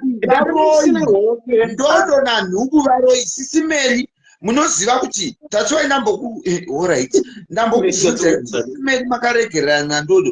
Do you know kuti pandakapromotwa nhingi yebrand ambassador akatanga kutukirira kuti yeye apuwa chibrand ambassador naSisimeni naameno zita raanokudedza iso anokuti hanzi chi ameno zita raanokudedza ndiye atomudii zvikotanga kuti matsotsi mokanganwa here kuti meli imbavha yemastendi saka vanotamba vese naSwanga is a scammer this and that achitaura zvakaipa. Vakafurirana namurandakadzi nhuku vakaenda kunofona kukambani because takaisa madetails zvese zviripo zvekambani papeji pangu ndobva vanofonera manager wekambani zvikanzi uyu iskama this and that. Saka imimi akatanga kutungira kambani ikanditi aiwa hatichakwanisi kushanda uri brand ambassador because kana takuzotuka kuti tiri maskama this and that zvakunetsa. Plus pane munhu afona ndikaona nhamba ikauya vakandipa ndikaona yacho yemastenzi iyoyo handisi yakutoti ndizosvikonzi wondiriba vhanti yakatanga naJuliet ndisina wandakambobira kana 1 asi munhu angoti imbavha yemastenzi handina kana 1 taura pano palive pano mediweka aripo akambopawo mari akagwa mari nameni kwira uya ukwira uya arikuita voice dzimaimwe foni dzimaimwe foni akambobira mari andipingaridza vanhu imiswa ane maechoes apa guys abatidza imwe foni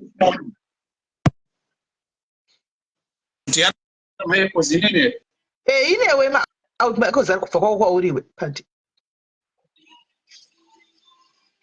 Swaga anenge achiitira nharo nemukadzi wake kamukadzi wake anenge aita zvetv iye pamalive. Aiwa kuita nhingi ari panepo. Anyway, kungotaurawo hedu nyaya but nyaya dzenyu nangu handizive ndichandoziva nechekuti aiwa ine handisi kana ndakamba cheko akumboshekwa nanoita nemavhile show aya mavhile ndodo akune zvakubva kuona sisimeni waiziti iye apa zvongoririswa information kuna Tete Masivanda kuti Tete Masivanda oinyaya yemadetails aya abva amhanya kunofonera Tete Masivanda kunovhara kuti Tete Masivanda ndinokupai waiziti azvodaro yeti papeji pakairamba achifurirwa nemaghost kuti don't address this nyaya mukuona tichimubvunza achiramba dai achida kungotaura zvinhu zviri sei ari munhu akajeka ngaangotaura kapa even palive pake kuti guys zvakafamba so zvikafamba so mukunzwisisa but nyaya iyi but achiita basa ekutaura apa asi unoziva kuti maghost wazana twake haasisina power nepeji rake ndodo akutoita zvekukontrolwa bhosi chinomisira mapounds chinomisira zvima-US andowazvona saka iye anototeerera zvavanenge vachitaura tumahosana twake tumaghost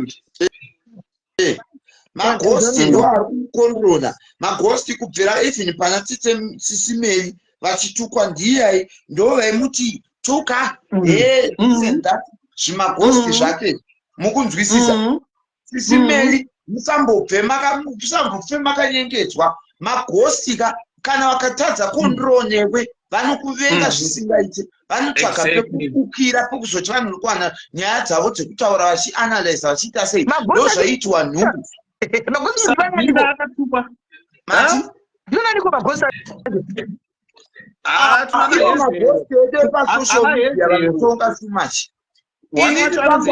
ndaimbove nawo here mukuziva here ndaimbove nawo but pandakangozoona kuti peji rangu harisina handicharuli ndakuudzwa zvokuita ndikafunga kutaura zvakati ndenda kuudzwa kuti daiwe if you remember vanandini wasu pawakazenge vakuti don't talk about mwana wametina disendani ndikati haupindire panyaya dzeduko kana risk it iwe uri kupindira pakuti kudii why are you talking about it saka ipapo manje pandakangotsvenamira ndikapfumura nandini wasu paipai nekuda kwokuti vakandikanya vakada kupindira nyaya dzangu nemasocialite ndo pakabva pangoita ruvengo rwangu ndo pavamhanya vakaenda kuna nhuku ezvinenge zvavachoita nhuku vaakwa ndodo ndo unhu hwavo vanenge vaida kutonga social media ndo zvavanotoita senge ndoda kutotomba hasisina power nepeji rake munhu akungoita chipresenta bedzi chikungodza anongodzwa zvekuita haasi tomborina kana power ndakazviona manhero awairehwa Swaga vakasvika kuma5 vachikutaura nezvako anzi ari kuningira ari kuita maritual ekuti ndezvowawa nemastars ari kubhoikana nenyaya yekuti kwandodo kunoko tiri vashoma asi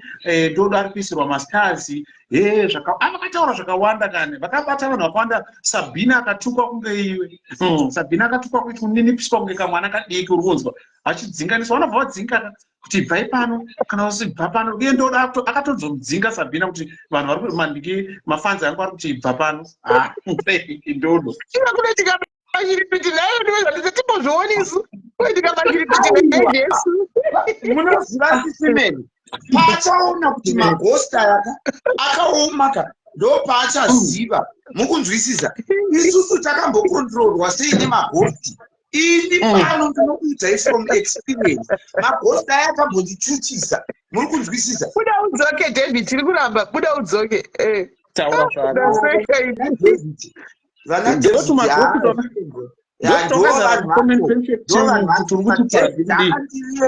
with her own passion uri bhuli wakazodai unandabasa newe David haambopinde pano ndichiri pano otozoti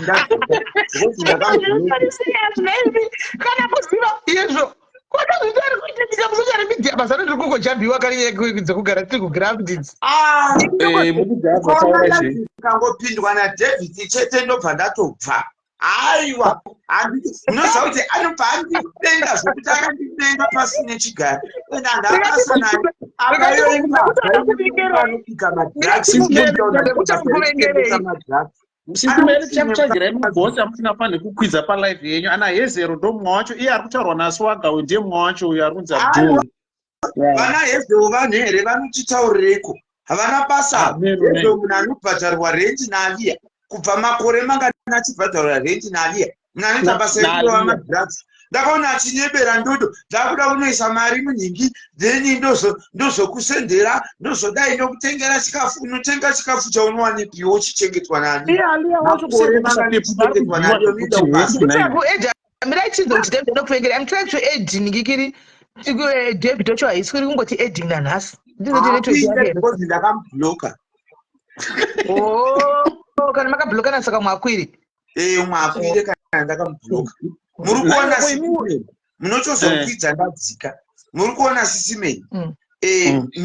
Mirai ndimani bloke nemwe phone. Muoni. Ndasvaga panokada ndakuda ndine mabhosi akawanda ndinofira paklabu yake Sisimeni ndichipedzera nakuti you are a bully. You are a bully. And you think you can control everybody. Nyango nyaya kushandisa kamwana kadiki kakaka nenyaya dzekuti uda kurwana ndodo haunyari here murume mukuru.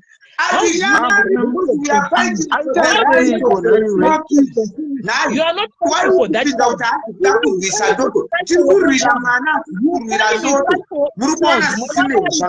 Mwanako ari kupi zvezvi. Why can't you fight for your own child? You can't even fight for your own child, but you've got the audacity to come and bully other people.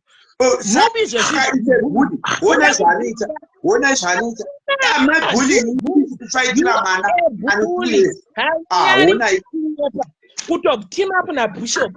Asoona zvazoshata ukavadhamba bishop veve. Ona zvashata manje ukavadhamba.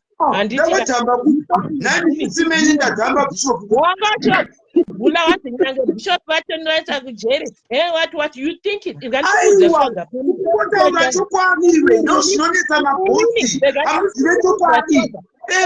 vanitoenda kana vakavanzira nyaya iyi vaiiziva. That is the fact. No problem yenyu.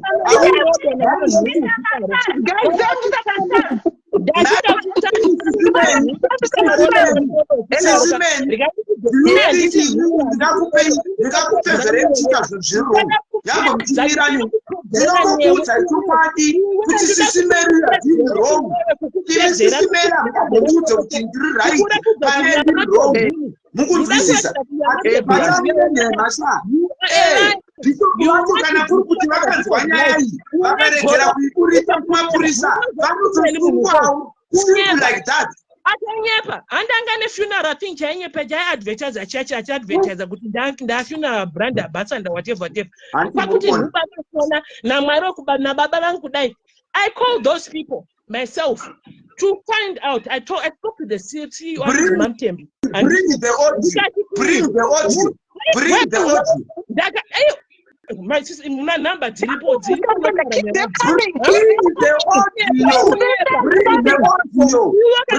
audio.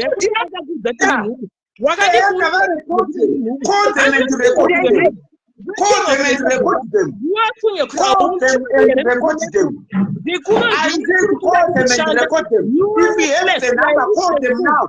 Can you read the number? Call them now. You can't even fight for your own child. Call them now. Call them now. Call them now. Vafonera uvaku she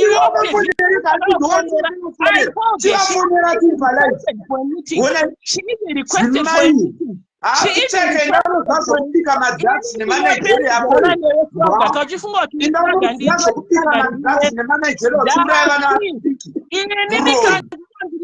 Undirisaga rakatopenga kudarika zvako zvafunga tunobhula namwanuka. It's a lie. You are such a bully. Kuda kukanganisa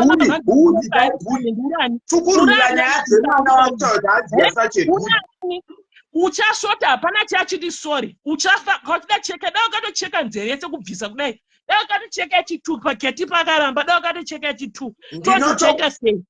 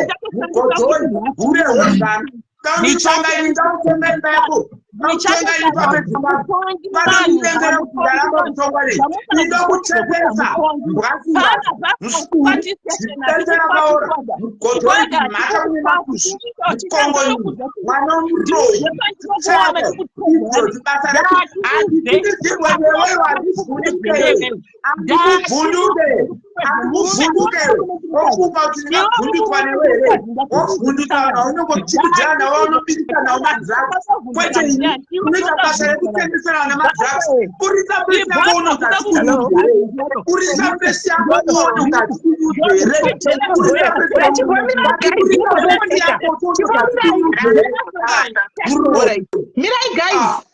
Mirai, 2 minutes. Mirai, Boso continue. Kola, hello, Kola.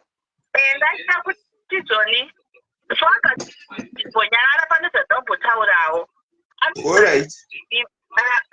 Amazon, and Dr. Shoni, Dr. Henry, and not the Paddington. Paddington, ukatoka kumiti someone wakamwanga sara weka ukaanza unozvisungisa ukataka kuti akapedza wangu saka don't deny that kauna kana any say unofana kutaura panyaya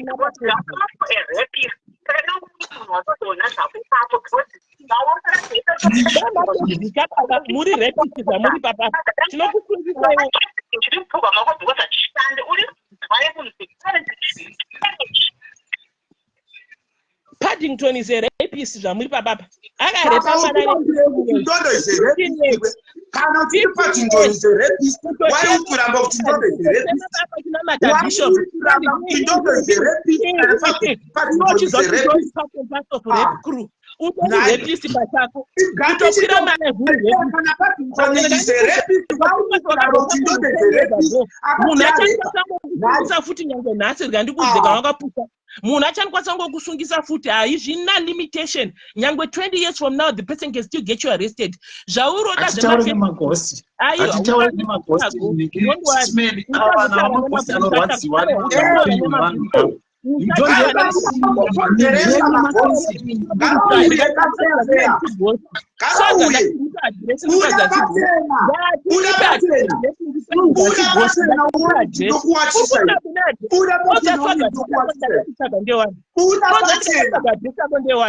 Adresi yako ngada kuitsvaga ndewana. unozviziva here Swaga? Ndikaitsvaga ndikaona tinoputidzana tsada zvokutamba handidhererwi neweni pane mhoti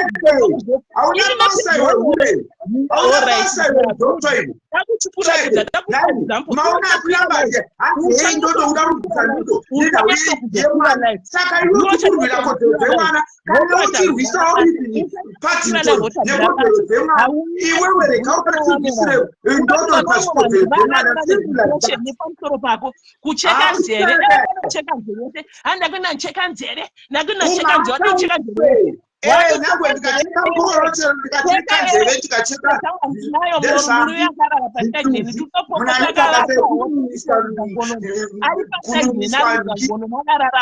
hapana chinomboshamisisa akwete joyi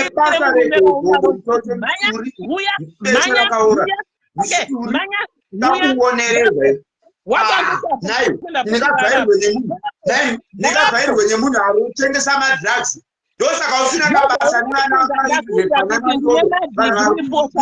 chekuti udatokanasa nyaya ndakukonzera panyaya yemwana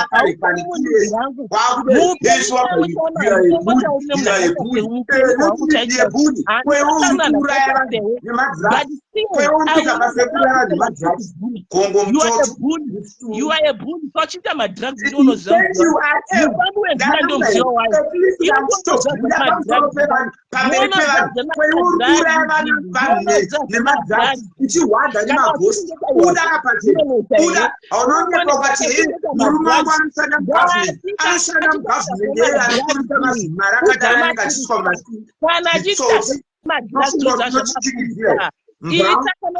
Era kusigwa nemanagenta madrugs shamwa arina handiti izvozvo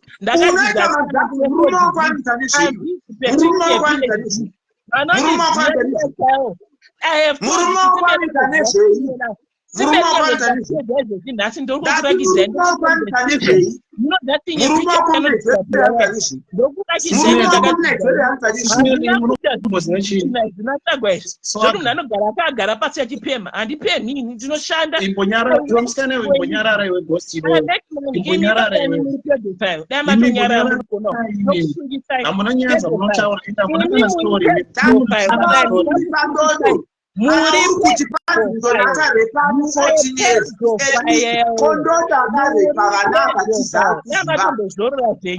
because nyaya dzenyu imi muchakudzifambira kuti muri pedophile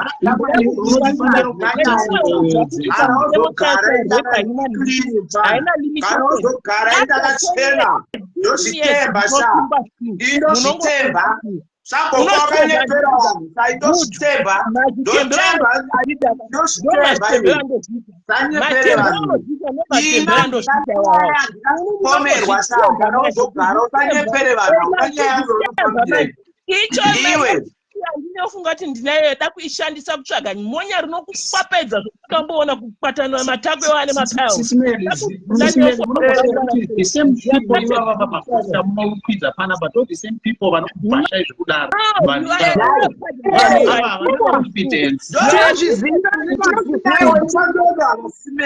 Don't entertain them.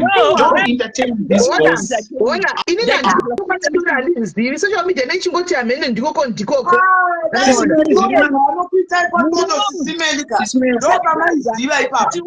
Uyu iyi pedophile. Uyo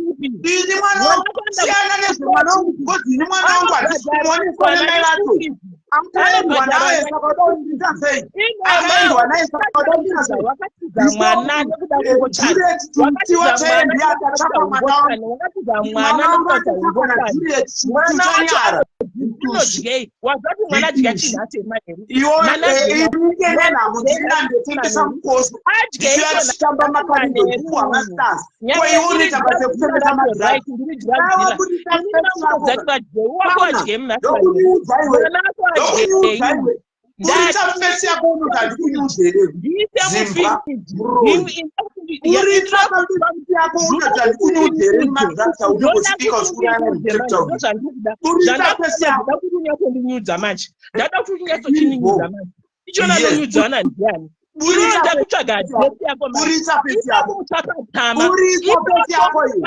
akacharirwa naneoreka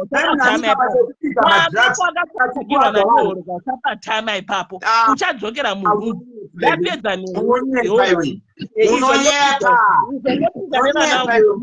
ndopika nevanandichapedzerana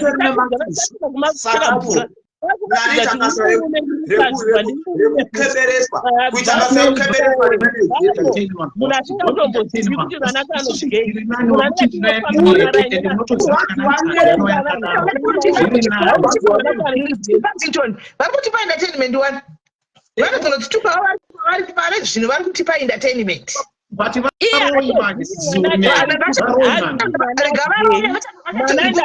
vachasvika padzi kune zvasingasigeni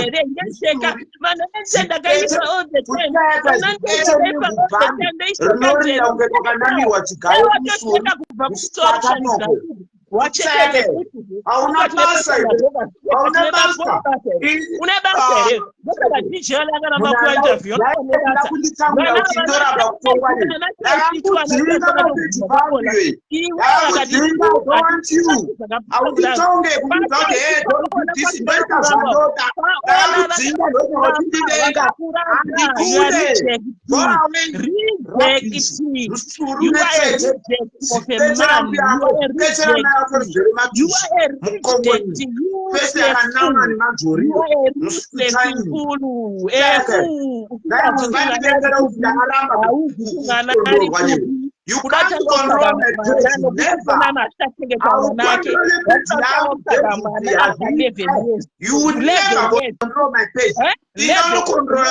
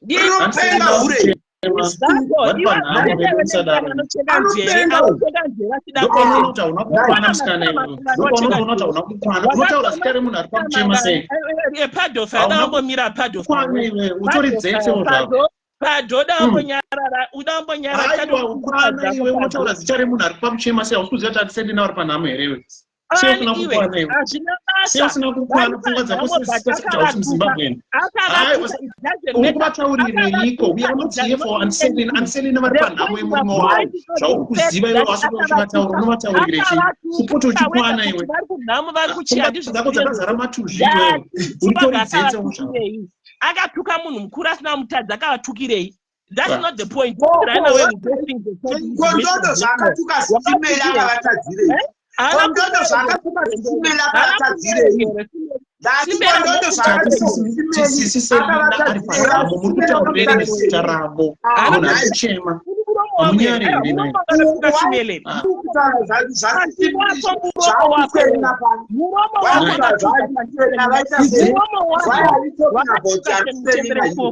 Muromo wako wakatuka chibhatani, muromo wako wakatuka nhubu, muromo wako wakatuka ndodo, muromo wako wakatuka ola, ukatuka munhu wese muromo nyete vanhu kwavhura besera kwarava ndakiswadza adzisha kondiri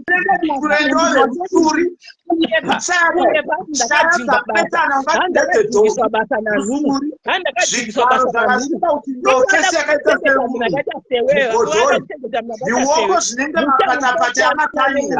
nemurume vakadzinga basa nokutakana kwenyu kwete kuti makada kubhurema mwana vanhu kuda kubhurema mwana vanhu kutopika nababa vavo kusonyara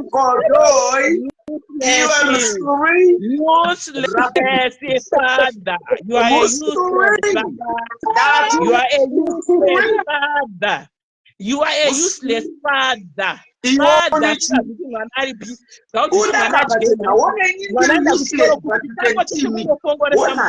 Tako chengofongora chakungofongora chete uchingoda kuda zvarume chete ndozvega zvaunozvinosirisa chero muzeve ndosirisa chero mumino chero mukanwa ndinosirisa chero muziso pane murikumushiwa I don't care ndizvinosirisa chero pandakakusirisa chero muzeve chero mumino chero mumino chero muziso chero mubvudzi akakushiwa chero muhanga Zoti murume anofana kushandira asi wakatidza kushandira nekufema ndoda chawaiti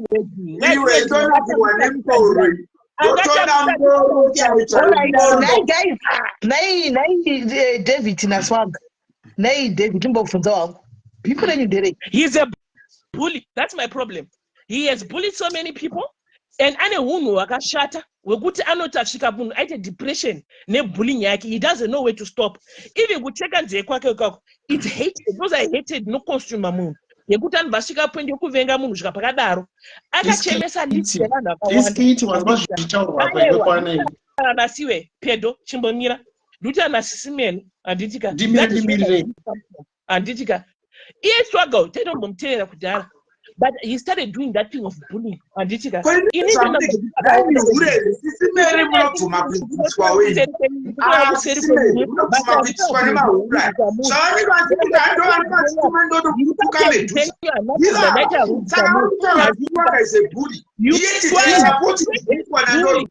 are a bully. David Mira. Saka soga uri kuti vana David ndo anotuma kuti titukwe na ndodo.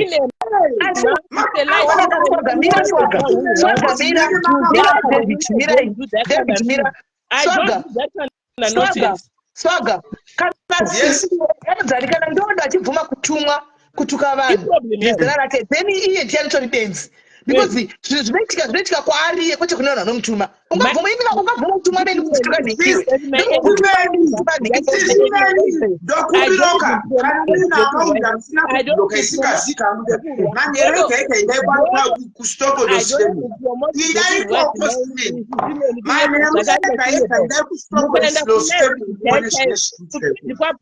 kwangoti kwandodo ndikungokukundira ndingakuudza anything kana mina akaunda musingazika just kana mina akaunda musina kubiroka ndodo isikazika go there tindaikwa stopodo system munoona chete ndopa munoona manje andikudaikuda dzakawanda ndakiendai kustopodo system mani muone zvari vachitana kudisa wokuridza mvura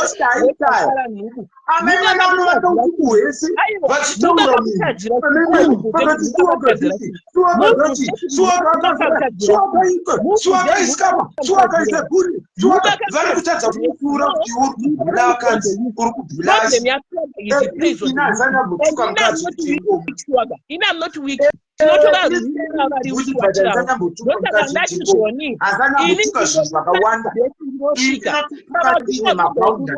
yatipedzerani but adresi yako ndichaitsvaga ndaitsvaga ndichakutumira ndinini zvomene handombeti zvekuita mabhosi ndichatodza kuti ndinda kutumira adresi yako ndiri kuitsvaga and ndichaiwana adresi yako. I am 100% sure of it because pana akatomboa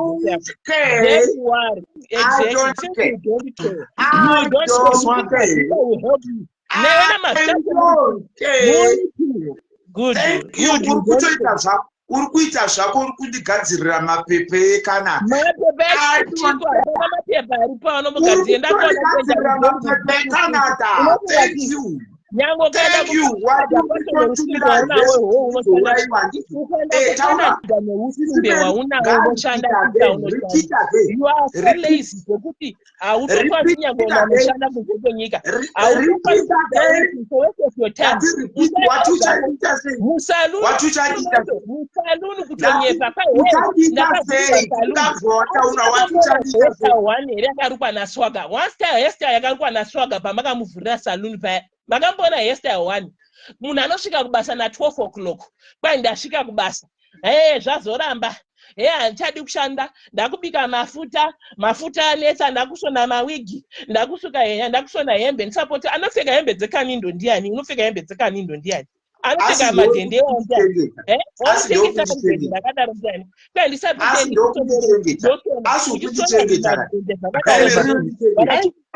tina madhende yakadarewawa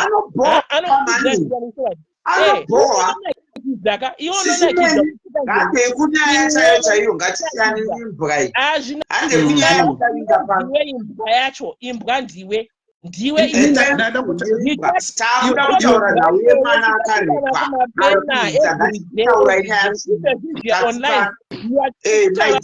information about somebody else, destroying other people's lives.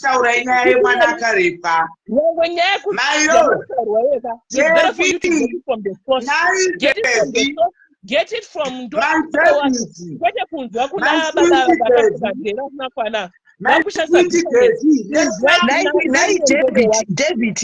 David, imimi ndimi kwachi Stabalas.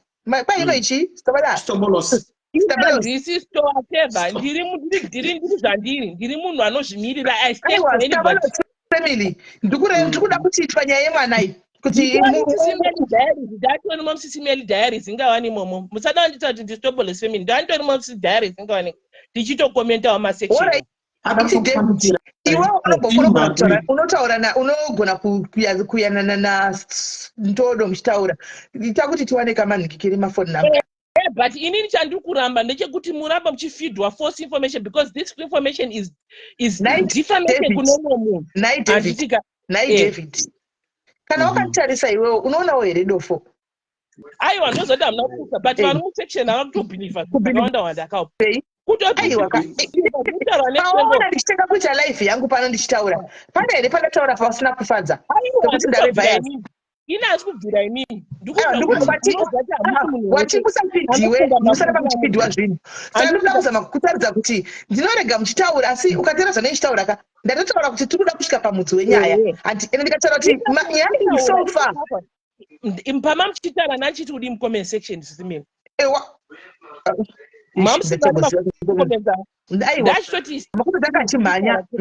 is true. But nachitaura is true. Amuri right, simeni muri right. Ndachiti so far achima allegations anditi. Adiva allegations because atikadi kumayenda kuti kwai munhu akarepa munhu isisina V11 natinaro. Andisimaona hapana kana doctor's report yataona so far. Anditika inyaya sensitive ndosaka dati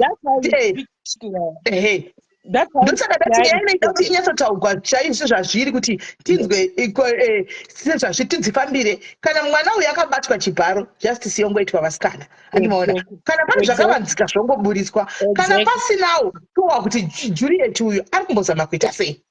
Exactly. Inana kumboramba pamamusara nachoti sisimeli ndizvozvo sisimeli ndizvozvo muri right sisimeli kadzoka makomenti information naswaga pana information yakataurwa naJuliet kupage kwake takanga tiripo tichizvinzwa newe waiveko taitozvinzwa. Ndoyada kuti nini ndainonga ndakatora maduposi pate pandaiona kuti hazvisi kumeka sense. Ndikati kwaswaga kuti taure swaga ane soft spot nani naJuliet. Tinotaidonedzwa kuti tikada kuti tatodonedzwa. Rega ndinde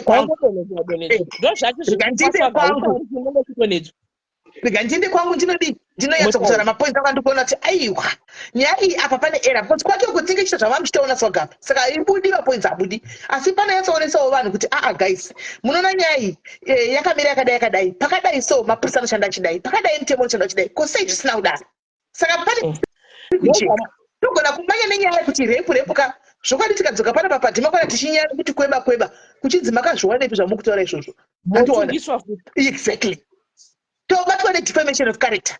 Ndosaka nechima allegations zvaigona ndoonawo nhamba yani yamayana yamai vemwana neyababa vemwana yamai vemwana yakosha vemwana vana basa because vakambobvuma kuti ndakarepa but mai vemwana can give a sense of the story then mapurisa tonyatsikambira nyaya idzi zvisere izvozvi sisimeli these things andika some of these things ndikutaure simeli imimi like right now mataura pachikuru anditika you can still go behind anditika motaura navo vanhu vese vamuda kutaura navo avese things where you also have to protect the child's name mukataura zita rababa namai basically matotaura zita remwana anditika remember there's a stigma that will follow this child for the rest of her life anditi mufanira kuzivisa kuti it's not about the child but vanhu vakando vakuda kuti azvitamba magame ekuti ndodo you understand this target is nyarara iwe imbonyarara iwe sisimeri mukuzviona here kuti munhu sitomonos family munhu atozoti distracta kuti tisataure nyaya yemwana uyu atotumwa uyu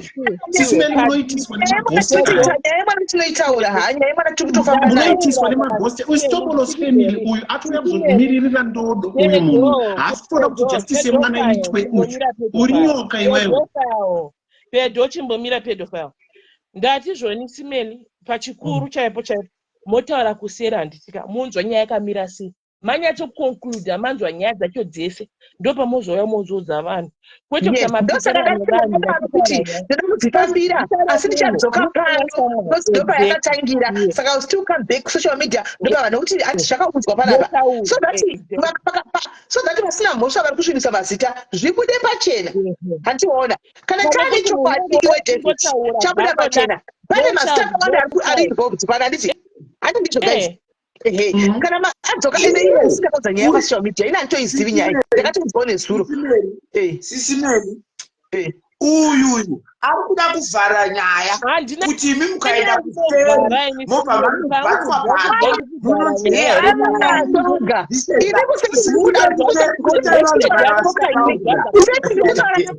mwana asi nyaya iri kuporisi tikutaura nai vemwana tinzwewo saidhoziseri kwete kuti tinotaura naDavid vanaDavid vanotaura nyaya here ikonezire sisimeli akuti ndandibudze ini nyaya ndakainvestigate according to the matter mukunyatsotiserera on this one according to the iwe David imbonyarara nditaure David imbonyarara nditaure nyaya yako yakwandiri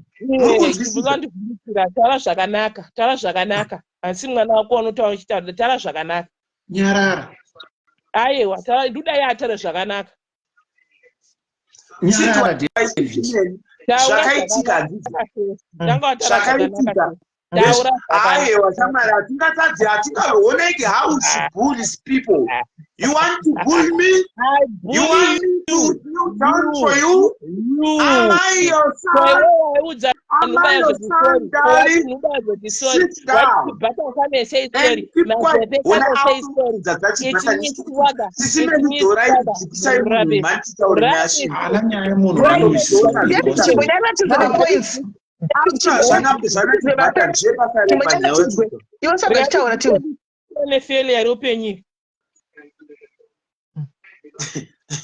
since why sisimeli according to the information zvainzi vanhu ava vanotambura kumba kwavo muri kunzwisisa saka mukutambura kwavo kumba kwavo zvinokonzera kuti ivo mukamai vemwana vanoita kneel down to the father because amai vemwana vane murume ndo pane point andikuda kuti mubva mashanda nayo muchinyatsonzwisisa dzokorodza wati chii vanhu ava kumba kwana ndodo vanotambura mukunzwisisa saka mukutambura kwavo pane nyaya dzinenge dzichiitika amai vemwana avo vanogara vakatomboramba vachidzingwa vachidzoka vachidzingwa vachidzoka saka because of nhamo zvinoita kuti ivo vavharidzire zvimwe nyaya dzinenge dzakaitwa nemurume uyu kuti dzisataurwe iko zvino murume ari kuziva kuti nyaya yapasocial media mukunzwisa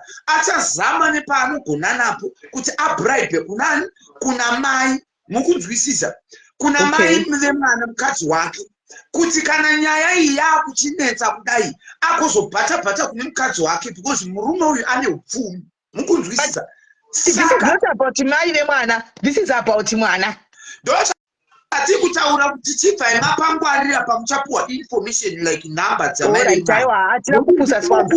Hatina kupusa ndikukuudzirai kuti mubva makota kana zvinhu zvamakuzvitaura because remember kune maaudio emai vemwana vachitaura kuti mwana uyu akabatwa akatozodai vanhu makazvinzwa mukunzwisisa. Saka amai kana mapuwa mafone number maakuchitaura namai kotai mashoko muchibatanidza kana kuti chakufuwadhirai maaudios aya mukunzwisisa. Kana vakukurambirai mubva matiti koimimi zvamuri maimbotaura kuti mwana akadi akarepwa wani. Saka nhasi zvaakuchinja papi ndikuda kuti mungware kana makudhila nenyaya iyi kuseri kuna because I know kuti maaudio uchandipa iwewe maaudio iwe yavaitaura mai ava uchandikandira iwe ndobaisa kumapurisa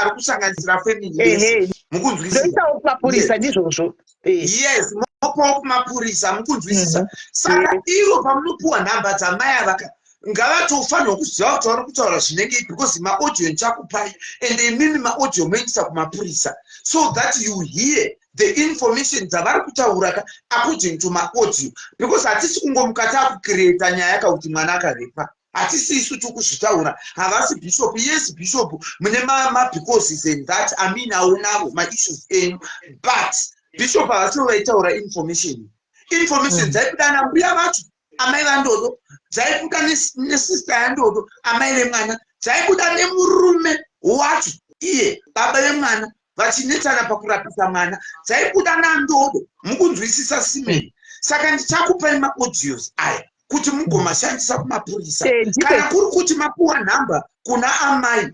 mubva machikonekta zvavanenge vachitaura nezvichataurwa pamaaudio mubva maona kuti vanhu venyu vari kunzvenga unengowandibatsira swaga ndipe maaudio nengowandibatsira so that I work with the police liva vakuru vemapurisa vandivake audio vazvinzwire so that kana voindako vakada kuchinja statement everything will be in the audios.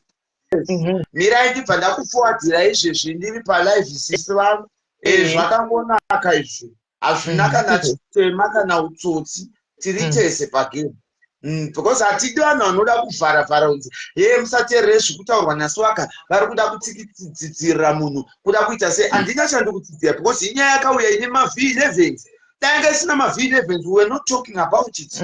We were not going to talk about it but we are talking about it because ine mavh11 yes.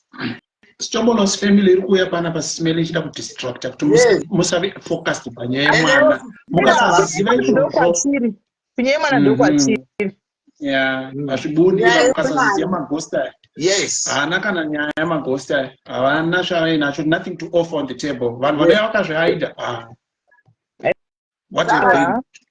saka chanda kuchitaura kekupedzisira ndechekuti nyaya ngoma ndiyo imimi ndinotoziva kuti muchaibata zvekudaro but ikarambwa sisimeni inini ndine information remember ndindatokupai mazita ndindakupai address ndichakupai maaudio ndikaona kuti haina kufamba zvakanaka ndikuisimudzira inini myself but ndinoziva kuti mimi sisimeni you are so connected zvekuti munokwanisa kutibatsira. inini hangu handisi connected kumapurisa ekuzimbabwe this and that saka muhappy kuti muchatibatsira kuti information idzi zvifambe zvakanaka but tikaona kuti hapana kuita chinhu chiri pachenaka maaudios tichashanda nawo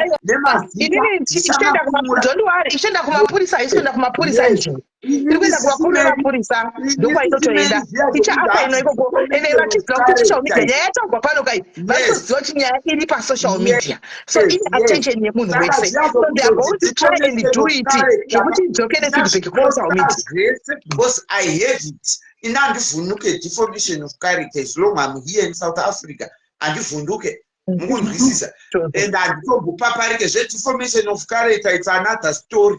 We always kutobudisa nyaya dzevanhu nemazita zvese takatega nemapeji nemuzavo saka hatizvivhundukezvi saka ichi taakuchingokupai kuti muchishanda nayo in a professional way but tikaona kuti hazvina kubuda zvakanaka aiwa toisimudzira taakuposta nyaya ndizvozvo right. Saka wosenda maaudios ese ini ndo ndichazoya ndichikupai feedback kuti nyaya yava papi ndikusenda izvezvi simerega ndidone because hari mufoni iyoyi.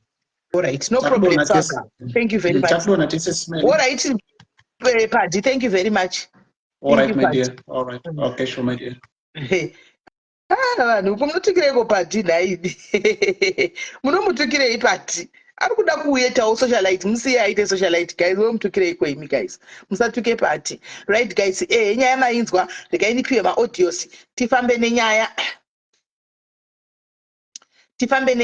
amanda isi kuedha unotobuda wodzoka iri kuramba kuedha tifambe nenyaya china chinzwe chazodzoka chikuudzai kuti zvakamira papi animona kuti nyaya iri kufamba sei tozodzoka tichikuudzai kuti nyaya iyi yakamira sei handichimaona so guys nyaya haina kupera tikutanga nyaya iri kutangidza nyaya iyi handika so guys please work with me tifambe nenyaya tinzwe kuti zviri kufamba sei ende nyaya iyi tione chokwadi chibude pachena chisunungure vanhuwo vasina mhosva vane mhosvawo vachisungwawo vachiinda kumajere zvakadaro handitika une chekutaura sisi medu kutaura nyaya padhi inzwai hatimuvenge padhi handi padhi you should know kuti padiaries pakasiyana nekumwe kwese uko padhi ari kuuya padiaries newrong way handi kana akauya pano ngaacontribute odzika pasi zvekuzoda kuzoti yesisimeri musesema magosti sisimeri dzikisai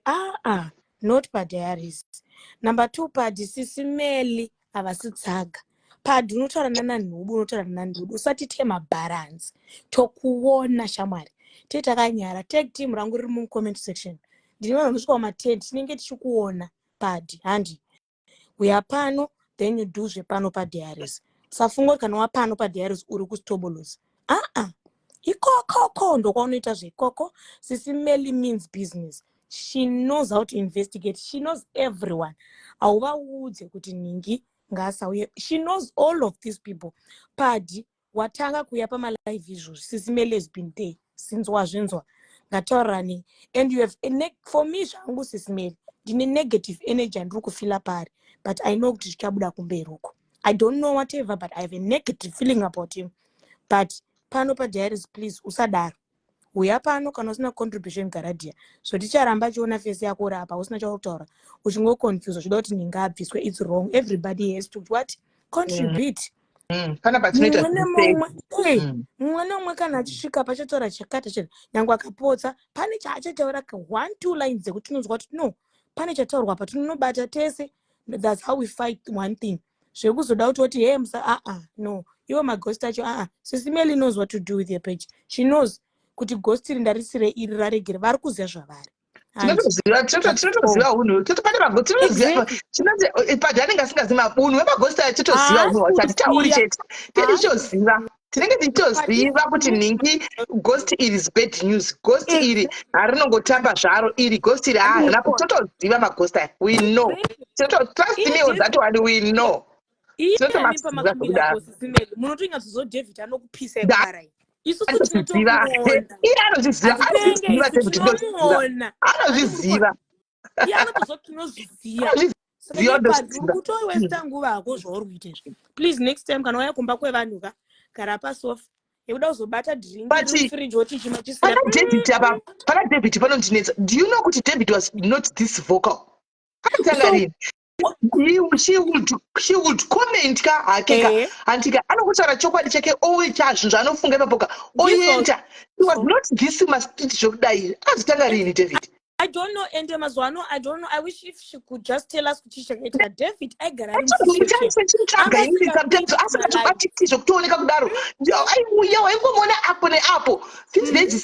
I don't know what's going on now. Sure, I don't know.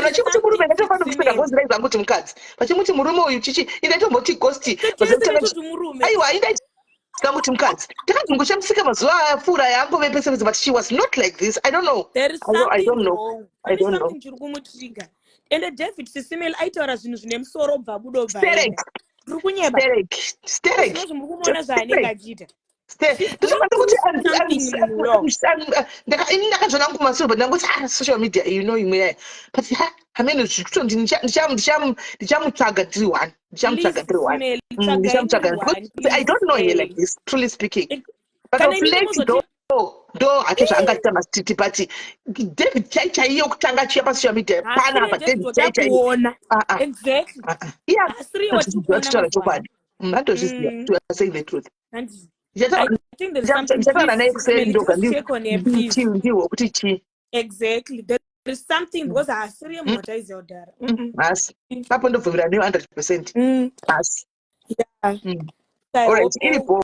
Alright, kwanza na swaga ndakutangana ne live kana ndikabva pano. Kwani ndikapedza raundi saka ande kwa swaga guys. Regai chinda kwa swaga kondichitotawo zvadinchitotawo nchitogeza nokuto kana nasebika handibiki.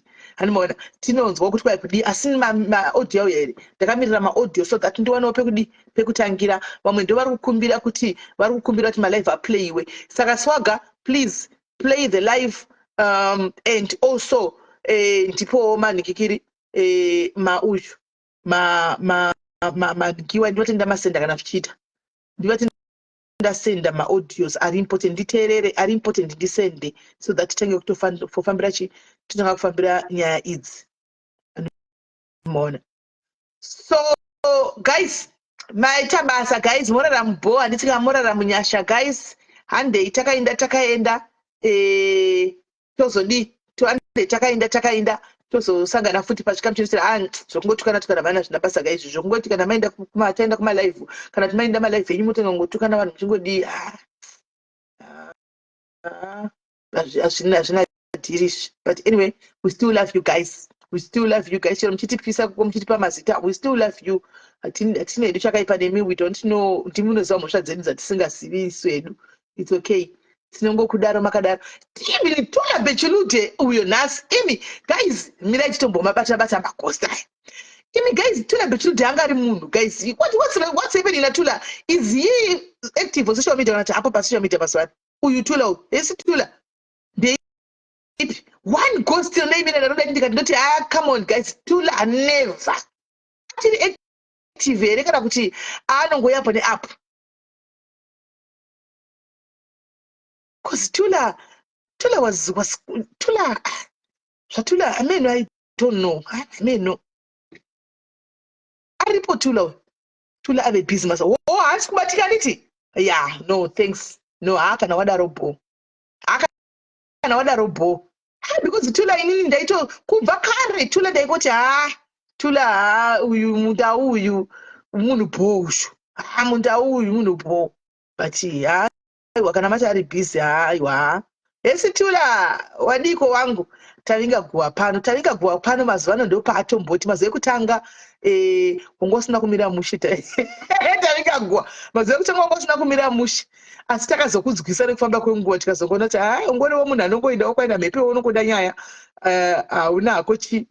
haunako chakati kingship mofela vari panikikiri kingship mofela vari loyal vakaenda kwavanenge vakamira kana musina kuvakurusa vana basa vanomira ikoko kingship aiwa kingship havana ndatumira maaudios ese ndamatumira ari 23 ari kusanganisira ivo bishop Chiutsi, ari kusanganisira Ndodo, ari kusanganisira amai vacho, ari kusanganisira mai vemwana namai vandodo nabhishop vacho nemurume wacho asati auya ndofunga achiri munzira. Pamwe ndatumira iya nhamba yeuk iya ndiyo yawatumira hapana kuti auya yangoti kaka1 handisi kuti chii ndatumira kuna Sisimeki. Mirai nditooni Sisimeki nhamba dzenyu dzakasa mirai ndioni Sisimeli Meli. Okay, yes. Ndazotumira chaiko manje. Amatumira mukonfirm kuti asvika here. Akuya ari 23. Mirai nditodelita kwaSisimeki nasono tumashura. Mawandira akaita ashiti. Nai mazvite. Ndamatumira ari 23. Saka avo vari kuti vanaswa ndichamateerera ndotsvaga ari